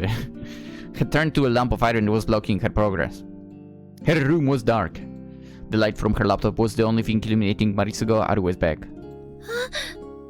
She suddenly turned around. She felt like someone had called her name. スケッチブック A year and a half ago. It was the one she had been using right before she got sick. She was laid across her desk, peeking out at her. I mean, it was, not she was. She grabbed it without thinking. A decently thick layer of dust had accumulated on it. This was what saved her from hell back then, and what led her to run away. She opened it out of her sheer nostalgia. A vampire girl. The drawing was a mess. No, it was not. Its design was simplistic and lacked creativity. I wouldn't say so. She tried adding cat ears to it. That improved it a little, but not by much. Luckily it was a pencil sketch, meaning she could still fix the design. She grabbed an eraser and a pen. Then she came back to her senses. What in the world was she doing? She didn't know. She couldn't understand. She couldn't figure it out. What couldn't she figure out? Herself. She did feel guilty. She felt plenty guilty, in fact. But she didn't know how to deal with it. All she could do was relieve her stress using her usual means. In the darkness of solitude, her heart was on the verge of breaking. Self-destruction. Like a kind of madness. She had something she had to do. She certainly did. The compatibility examination. Earning the top position of a government worker. I don't know why she was so, set on that exactly, but whatever. She was supposed to improve her odds of getting there even by a minuscule amount. By studying 20 hours a day, that's not doable. No matter how you want, that's not doable. Come on. By ignoring the fact that she had no one to talk to. By restricting her access to manga. By cutting herself off from fun. She would progress. 20 hours. Ridiculous. やだよやりたくないよ That's understandable. Now. やだ And even after she became a Chuusotsu. やだよ I mean, you are so against it because you have a stupid idea of studying 20 hours a day. Like, ridiculous behavior. Come on. Responsibility. Duty. Atonement. Things she had to do. やだよ誰か助けてよ Before she knew it, her sketchbook was filled up with random drawings. Actually, they were so juvenile you couldn't even call them drawings. Suddenly, she felt like she could hear her best friend's voice for the first time in ages. じいちゃん久しぶりねあるえ Nyeh. 私もう疲れちゃったよ今まで引きこもって何もしてなかったのに Yeah.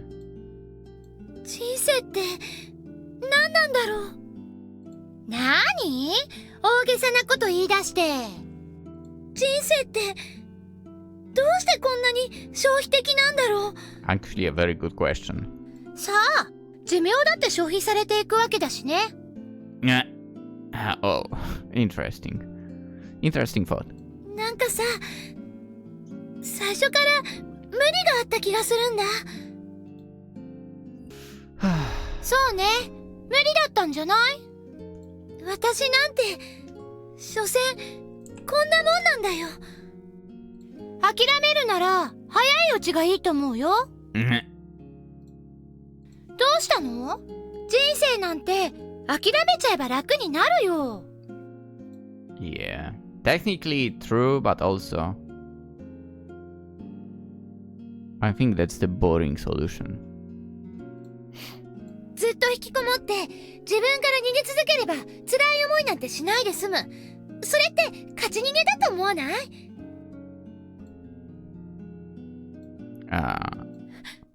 No. 違うよそれは絶対に違うだって逃げても逃げてもたとえ責任や罪から逃れたとしても、どこまで行っても自分がついてくる。Truth. 私を一番軽蔑してるのは、私自身だから。私が一番、私のこと嫌いだから。私は、一生私でいなくちゃいけないから。今更気づいた。こんなこと、もう、こんな自分は嫌だな。I mean, technically, this is the age they would figure it out. So, the fact that they are robbed of their seals and so on is ridiculous. 屋上になんて上がりたくないし。Age 15, right? お母さんとお Actually, 兄 that ちゃ was んとも earlier for her. 心からの笑顔で話したい。それができない。今の自分が許せない。だから、変えていかなきゃ。今はどうしたらいいかわからないけど、なんとしてでも、このどうしようもない私を、せめて、私が恥ずかしくないくらいに。I'm sorry, but そうだ。 is she about to actually burn the stuff? 私は Ridiculous. 変わるんだ。 And with that, Marisuga Aruya put her hand on the door. The first thing she decided was to cut her bangs.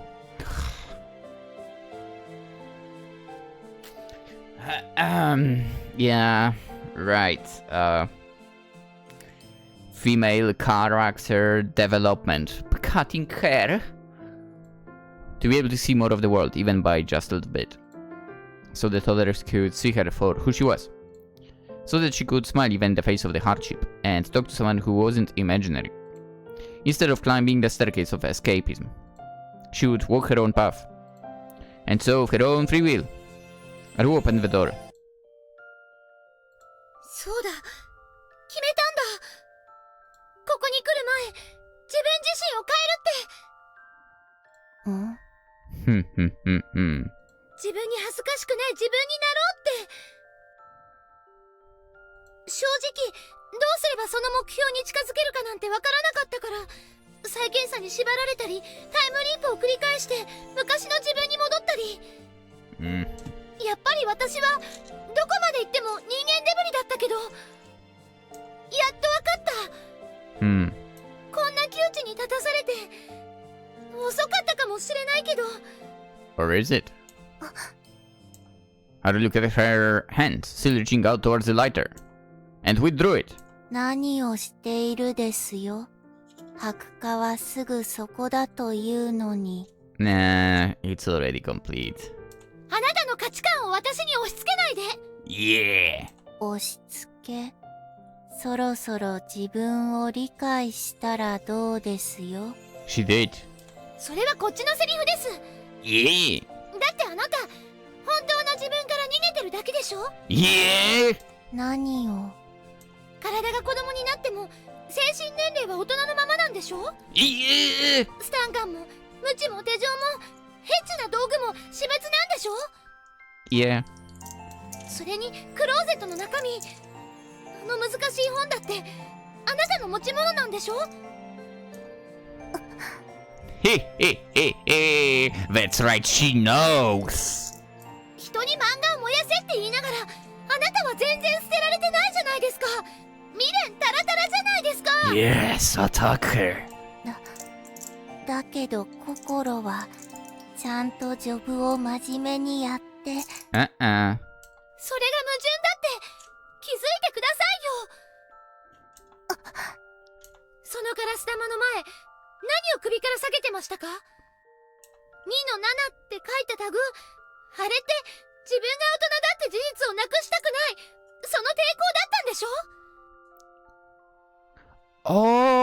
Oh, so that's what it was about. I had no clue at the time. I'm like, wait, 2-7, what's this about? A pun? But what's the pun exactly? And it's just her actual age. なぜそれを。Hey, you would want to know, huh? わかるんですよ。私にはここに来るまでいっぱい寄り道してきましたから。あなたは私よりりずっと年上かもしれないけど、 I forgot about that. この1週間に関しては私の方が先輩ですから。偉そうに。そうですよ、偉そうです。何せ開き直ってますから。 Yeah, be defiant. 本当、何を今まで勝手に気負ってたのか。 She sighed. Then turned around and looked at the web camera. よく聞いてください。画面の向こうの人民さんたち。私、今からとんでもないこと言っちゃいます。 Yeah? 超人シール次第で人の価値が決まるこの世の中で、 Which is 無責任な ridiculous. 無法者の無遠慮な言葉ですけど、 Mm-hmm. 覚悟だけはしっかりできてますから。 Yeah. And then, she inhaled deep breath. 私は漫画家になりたいです。 Yeah! And this right here. 適正検査なんかブッチして。 Yeah! In a world where authorized power certificates had a firm grip on people's freedom. P3 法なんか鼻で笑って。 Hell yeah! Was the beginning of a dream-like tale. 絶対に叶えてみせます。私の漫画家の夢を。 F capital letter, by the way, guys. About a powerless girl who made the extraordinary ordinary. ふざけるなですよ。 Do. Her face remained expressionless. It was a skill she had mastered to fulfill her duty as a child worker. A skill too miserable to even be labeled as such. Lurking behind the expressionless mask was the face of a demon. 頭でもおかしくなったですよ。夢などという概念は、とうの昔に絶滅した Oh, 骨 her 董 voice 品で is すよ。 different. 人民が自由に夢を持ち、適正検査を無視してジョブを選ぶ。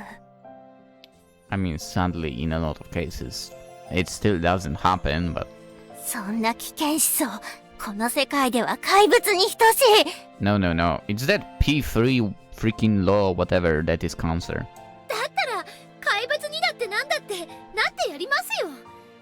常識外れで理解しがたい世間からのアウトサイダー。 Yeah? 中卒ってそういうものでしょ。減らず口を。 She lit the lighter. 燃やしたらいいじゃないですか。あなたがどれだけ否定しても私は自分の意思で生きていくから。さあどうぞ燃やしてください。だけどね、無駄ってわかりますよ、心ちゃん。燃やされた分だけ私は新しい漫画を描きますから。 Yeah! 言われずともお望み通り。 From Kogoro's hands, the lighter began to fall, with the oil-soaked manga lying beneath it. Ooh! 間に合った。 Let's go! 小色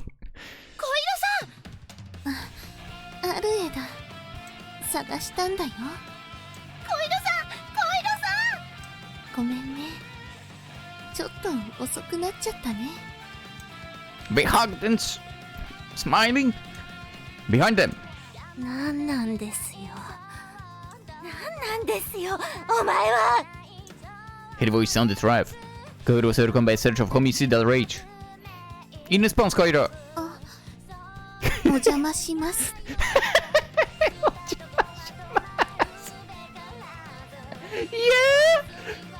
Yeah! Bolt! 窓割っちゃったけど、ちゃんと弁償するから。 Yeah! 大人をバカにして、 You don't look like one. それを返せですよ、と底辺。 She charged forward. Straight at Koiro. 200,000, huh? Versus what? Koiro braced herself. 小色さん、ダメ。心ちゃん20万パワーもあるの。大丈夫。ブーストアップ。80。 Wait, 80? 80%! She's not going full power against that. What? She plowed forward and stopped. Right where she was supposed to slam into Koiro. But Koiro had disappeared. She had instantly moved. Right behind Kokoro. Nice. Koiro grabbed hold of her. She locked her into a chokehold. Koiro tried to wriggle free, but なんですよこの力。 it's just 80% by the way. 暴れないで。あんまり加減ができないから。なんですよお前。さっきも聞いたね。それアルエは私の友達だよ。小色さん。かけがえない友達だ。話 No. だから正直言って心に対して怒ってる。 Yeah. She tightened her grip. It was only to prevent her from falling, but it was strong enough to prevent any kind of resistance. And then, でもそれ以上にごめんね心。心は私たちが楽しくしているすぐそばでずっと辛い思いをしてたんだよね。 hey, あんな放送を流して心が本当に言いたいことに何人が気づいてくれるんだろうね。 what? 心の知ってほしいことは中卒の愚かさなんかじゃなくて、 But? I mean, I don't see what she's talking about, but okay. 誰か助けてっていうことでしょ。 This is the typical, like, anime protagonist bullshit. Why can't... Just make her evil. That's so much better. Come on. もっと早く気づければよかったね。何度もチャンスがあったはずなのに何周も繰り返しておきながら私バカだから気づいてあげられなかった。 There was the sound of something hard crunching. Koiro was clenching her teeth. 中卒が無責任な楽観主義者が心に同情する Don't worry, I don't sympathize with you. な。心を理解しようとする She cried out. The same way Marsugaru would scream at the top of her lungs on the rooftop. 私だってわかりますよ。心ちゃんの胸。そう、今ならわかる。本当の自分で生きていけないことがどれほど苦しいことなのか。ましてや心ちゃんの場合はそんなひどいジョブに縛られて、そんなの心が壊れてもおかしくないです。心は悪くない。 Yes, you are. お父さんとお母さんとももう一生会わないって決めて、だとしたら何のために体を打って。 Ridiculous. 心は間違ってない。 Yes, she is. 心は自分にできることを必死にやってきただけだもんね。だから私はこう思うよ。 Hmm. 間違っているのはこの世界の方だ。 Oh, yeah, that's true. That's very true. I said it before. So many times. Screw this government. ごめん心。 She went unconscious. 小井戸さん。あるえ無事でよかった。怪我ないよね。 Wait, but yeah, so, okay, so 200,000 power. 1% people have that. Which, as we kind of counted, is 15 million. Because the supposed population is 1.5 billion. And you're telling me Koiro is destroying that with 80%. Just how strong is she? And how come she has that ちょっとエッチ boost? なことされそうになったけど、私案外丈夫だったみたいで。そうだ、ガラス玉。 She looked over at the unconscious Kokoro. The glass bed had shattered into pieces. They glittered like tiny stars. For some reason or another, it seemed to have regained its former clarity. それよりどうやってここまで？特殊部隊みたいに窓から飛び込んできましたけど。あれを使って屋上から勢いつけてダイブしたんだ。 Yet you used what? She pointed over to the veranda. There was a rope hanging down from above. それはまたスタントマンが必要な荒技を。あのロープすごく丈夫だから。 Yeah? 共感ありがとう。We need to meet that person so much. Deep in her heart, Koiro thanked her trainer. We need that guy. 本当に助けに来てくれてありがとうございます。うん。でも言いにくいんだけど、Hmm. 実はここに来るまでにね、ソウルポイントを使い切っちゃったんだ。そうでもしないとアルエが捕まってる場所が特定できなかったから。もしかしてそれはララちゃんが？アララがいなかったらここまで来れなかった。それに心のことも知ることはできなかったよ。その代わり課題に答えることはもう。 Not true. You can't call for it, but you can still sync up. You did sync up in the past without, like, calling. いえ、まだ諦めるには早いです。Yeah?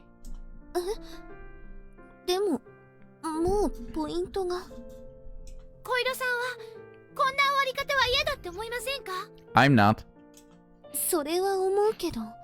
For, on the other hand, it was pretty satisfying. 絶対に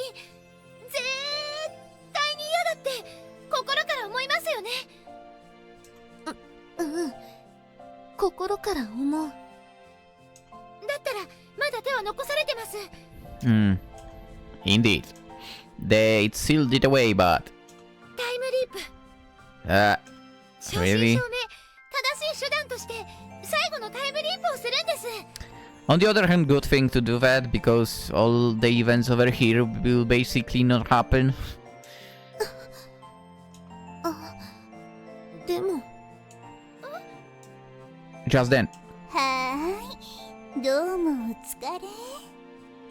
ララちゃん、ありがとうございました。おかげで。ってあれ？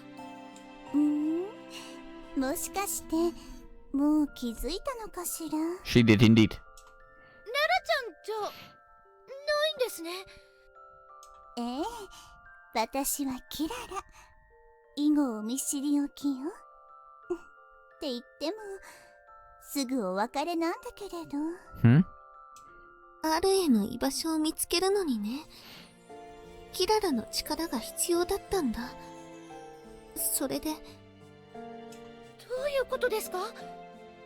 まあ簡単に言えば高齢術みたいなものかしらね。あの子の場合は未熟だから一度下ろすと自分の魂を体に戻せなくなっちゃうわけだけれど、それがイタコさんの家系に生まれたものの宿命だからね。Damn. 宿命。 A word that Arara frequently used. It wasn't just a delusion. Regret. アララを返して。無駄よ。もうあの子の魂は世界統括者に吸い上げられて薄まってしまったわ。 We gotta destroy the Dominator. 世界統括者。だからあれほど普通に生きたいのなら世界統括者を倒せと言ったのだけれど、まあ見事に遊んでばかりだったわね。よっぽどあなたたちといるのが楽しかったのかしら。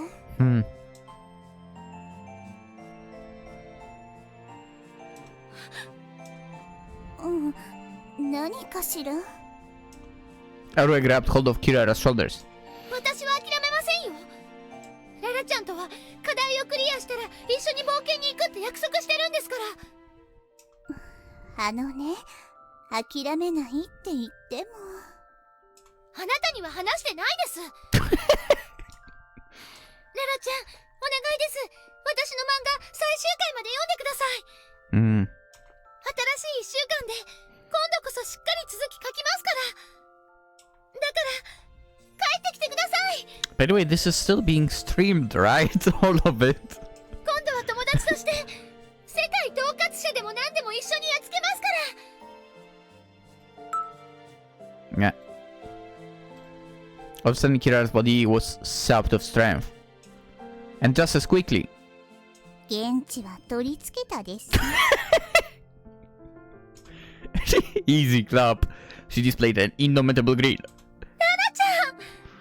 変な河原で小石積まされる作業、単調だったわ。ね。死にリーチかけてた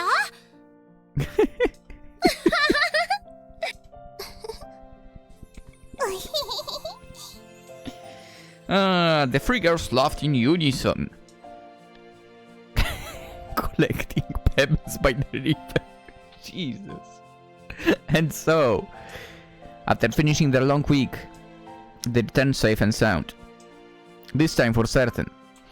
It will be the last time. それじゃあ行きますね。今ならシンクロ率 400% とか言ってそうだし。早く。Damn. ソウルディスペンサー、最後の願いを叶えて。私たちにもう一度だけチャンスを。 Synchronization confirmed! Engaging Soulink system! Whoosh. The world became enveloped in white. それじゃあ小色さん、レラちゃん、1週間前に会いましょう。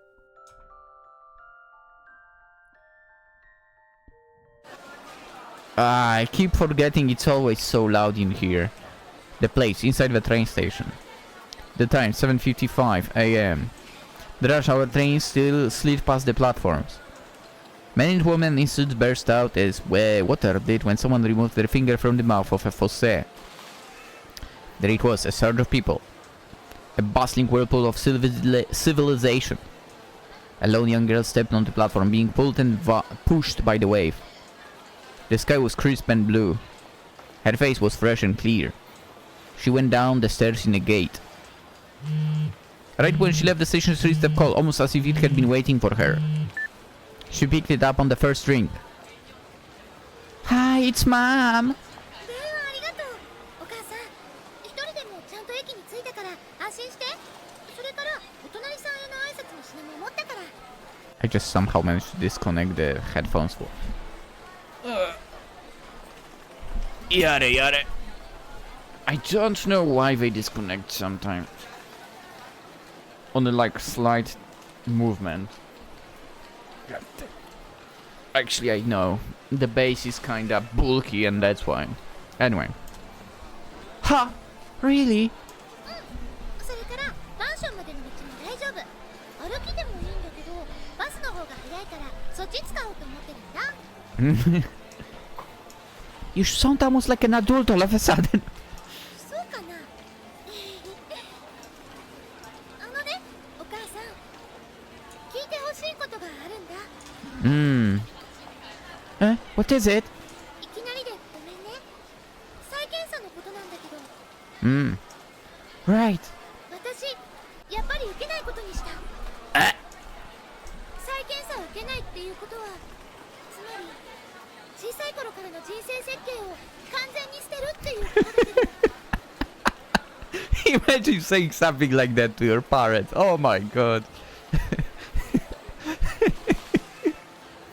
If you are far away, then you are still not safe. Unless they don't know where you are. 私、自分の気持ちに見て見ぬふりするのやめたいんだ。Is this what you really want, Ari? 私ね、叶えたい夢があるの。私、漫画家になりたい。本当は小さい頃からずっと憧れてて。がっかりさせちゃったかもしれないけど、変えられないから。私の人生は私の意志で決めたいの。There's no way I would be disappointed! I've always been waiting for you to say that!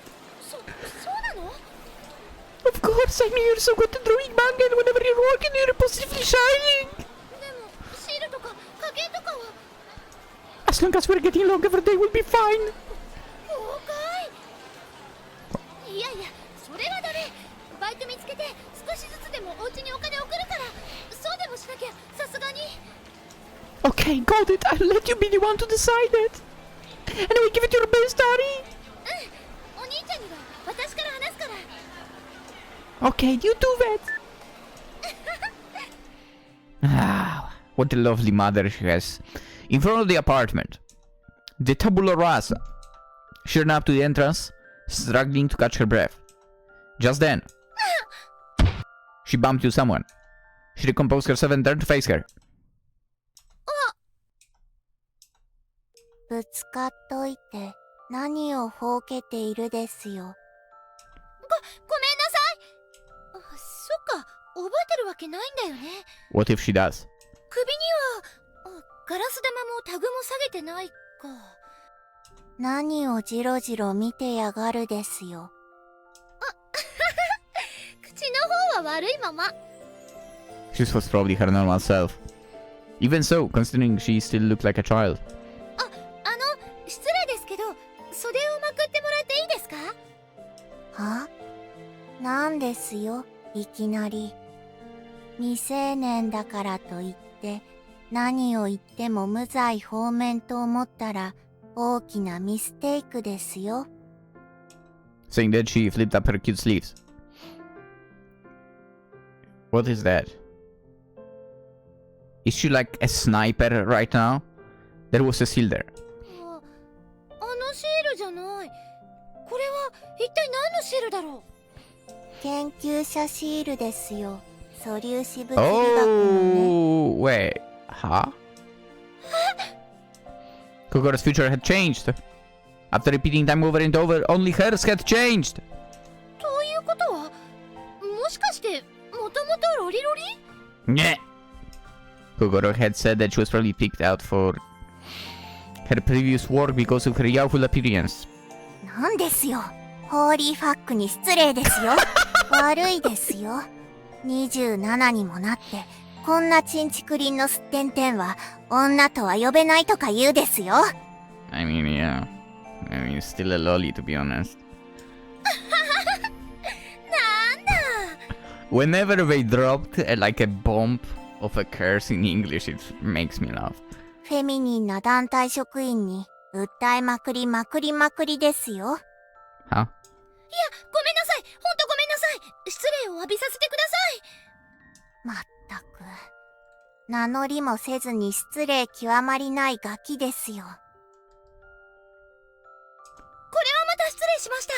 私はマリス川アルエと言います。今日からこのマンションに引っ越してきました。漫画家を夢見る一風変わった中卒です。夢見るって。ふん、せいぜい頑張るがいいですよ。心は、心ですよ。はい、よろしくお願いします。心ちゃん。ちゃん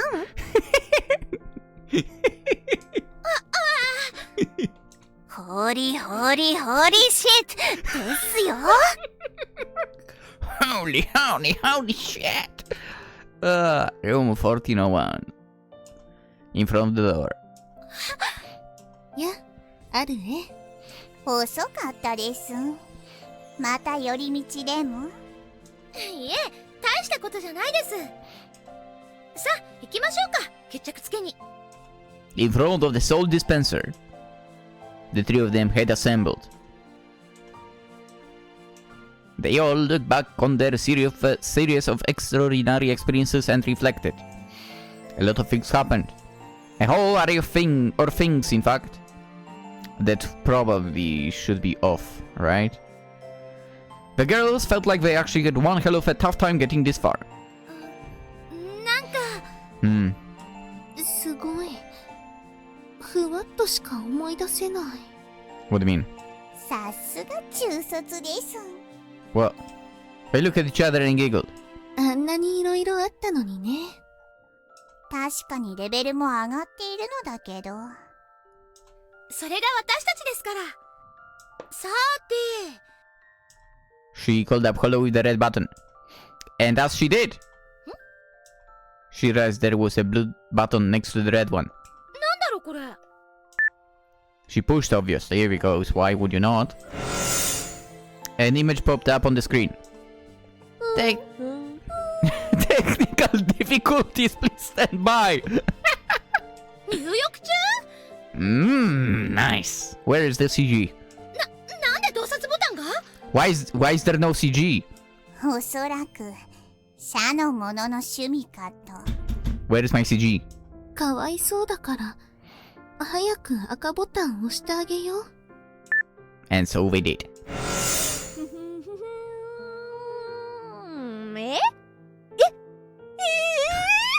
マッパで出現？ She threw a bucket at them and rubber ducky and finally some odd hard object. After a bit of turmoil. はい。それじゃあ、課題の説明するっすよ。We know. She was upset. いいっすか？まず、このソウルディスペンサーの機能として。We know all of it. The girls already knew, but they didn't want to upset Holly any further and two chose to listen patiently. まあ、中卒のお嬢様方には難しいでしょうっすけど、頑張ってみてくださいっす。大事なのはシンクロ。Meanwhile, they synchro is like 400,000. 皆さん、答えは決まりましたか？多分、みんなと一緒。I wonder. あららにとってのマイプレジャーがはっきりした今ならば。今の説明聞いてたっすか？この課題、すっごく難しいんすよ。Bold of you to だって assume. 初日のお嬢様方にはとても。 They've just met. 行きましょう。 They push the proposition button. Oh, 素 that's 晴ら nice. しい人生とは？せーの。 Then, well,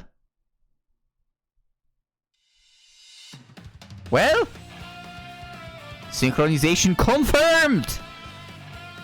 Assignment completion acknowledged. What's the answer for? Why don't you give me the answer?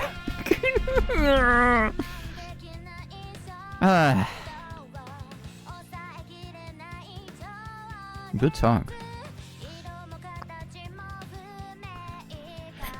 But dude, this world is messed up. I mean, I was saying that it is messed up with all those seals and how it can basically take away all the skills from you. But then they dropped even more, like this kind of work being okay, supposedly, in this world. Ridiculous behavior. That government, it should be basically countered and taken down. Not gonna lie. Who's with me on board?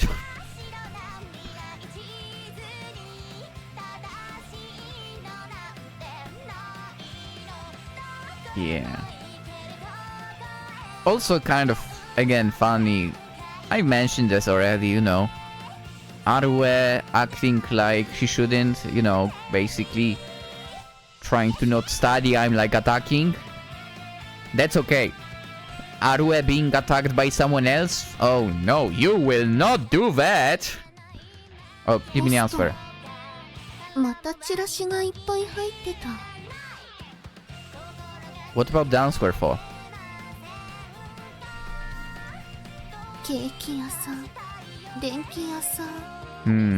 あ、駅前にアイス屋さんができたんだ。I don't know why the text goes so slowly now. I clicked. 今度、 Oh. アルエたちと一緒に行こう。 Is Windows doing something right now? I didn't click at all right now, for example, right? あれ？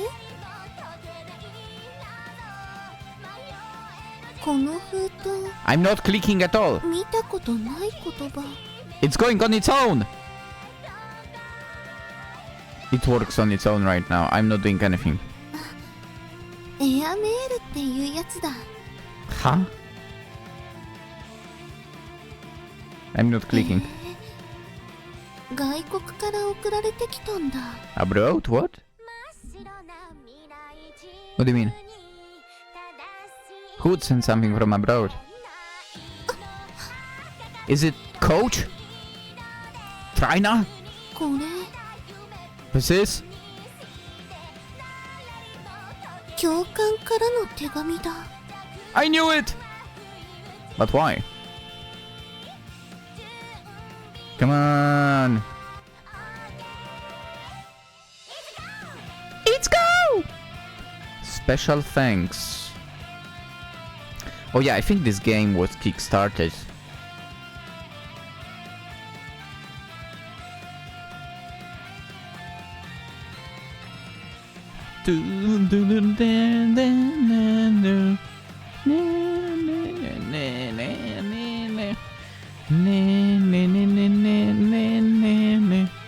I should have looked if there was any Polish... There is a Polish name! Top left corner! We know Poland contributed to Chuusotsu. First graduation, time after time. And to its Kickstarter. To be continued in the next Chuusotsu episode!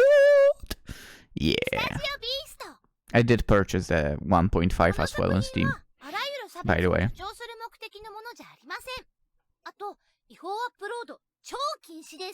もし破った場合は、くっさいご飯100万年の刑に処されますから。I bet you have not seen this screen.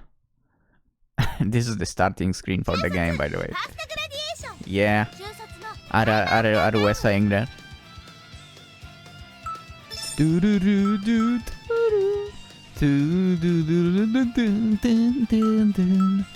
Man, that was a good game. It might have had its own little bit of issues. I still claim it's a good game. Also, I don't remember what were the issues. I'm a Chuusotsu, I guess. My memory sucks, so... I bet if P3 world existed, or P3 like government or whatever, I'd be a Chuusotsu, yeah. I bet the whole seal freaking thing would be like, this guy likes making YouTube videos. Take away his seals right now. He doesn't deserve them. Yeah, I bet that would be my destiny. Oh boy. Am I far off with comparing it to Psychopath World 4? I don't think so.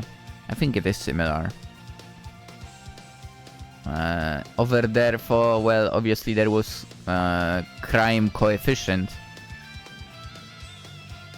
But other than that, I like your line of work, if I remember correctly, was also chosen by the system.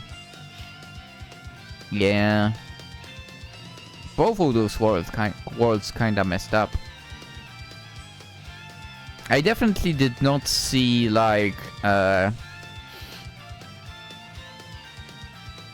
least in the very beginning, I did not see this game bringing the topic of street workers and so on. That was unexpected, but yeah, they did drop that on us for sure. They did drop that on us.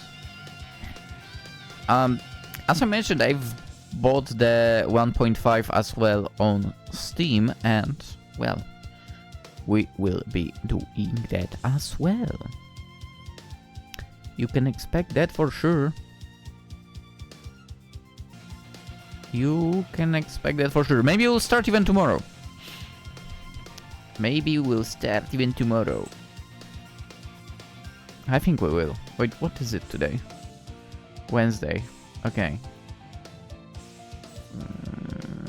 Could I go through it?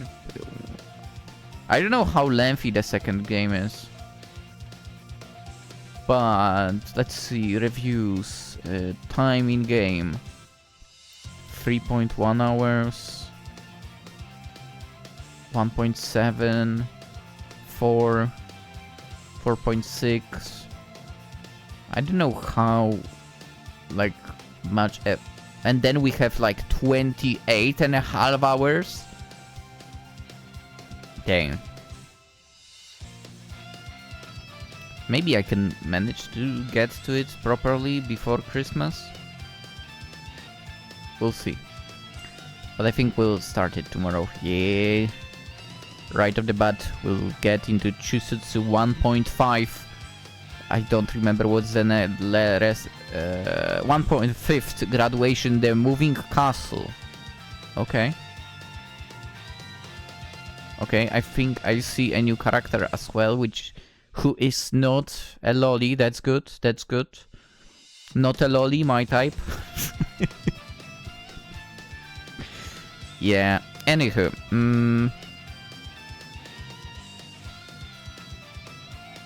Oh. When you switch pages here, I did not realize that until now. Like that, each page different girl.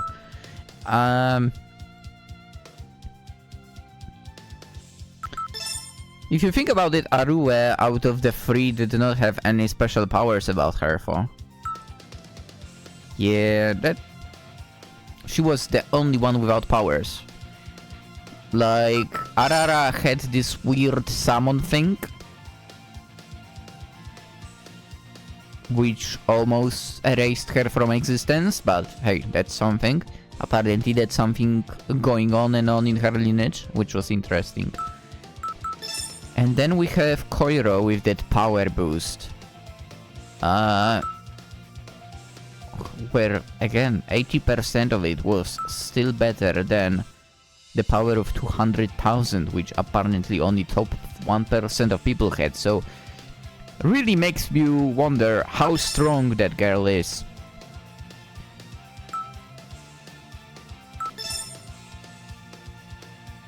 Overall, though, I think Koiro was my favorite girl of all of them. Yeah. A big part of it is because she doesn't look like a lolly, basically. Yeah. Maybe not big part, but it's always a part, that's for sure. And I don't know, I think she, of all the characters, was someone who could kind of read the person the most, in a way. Like what they feel and so on. Yeah, felt like that. Arara had her craziness, obviously, which was cool.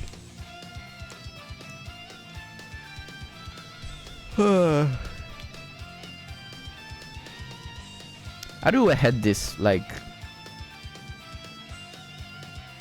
I don't know, maybe some relatable parts for... Like, you know, you actually want to do what you want to do. And you don't want to, like, become a slave to work or anything like that. I mean, I kind of stand by that. I mean, obviously you need to work to earn your monies and so on. But... you know, you cannot become the slave to it. Or more like... your work cannot really become your life. Or it's... basically a waste of life. That's my, at least, viewpoint. So yeah. Arue should really follow up with being a mangaka. Hopefully she'll manage. Hopefully she'll manage. Lovely game. I need to go into VNDB, by the way, and edit the ratings, because I have not added games for quite a while there. This one will get one as well. What rating? I'll not tell you. I will not tell you yet.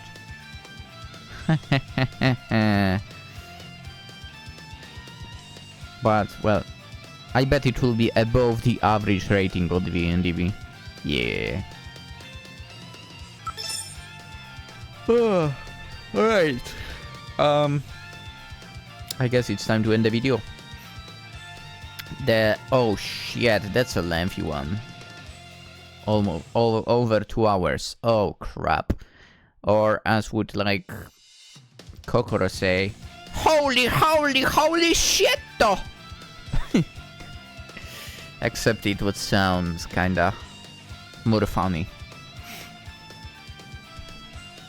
Kinda more funny. Wait, now that I think about it.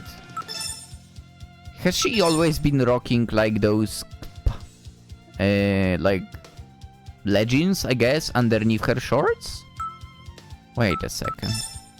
We can see that over here. We can see that over here.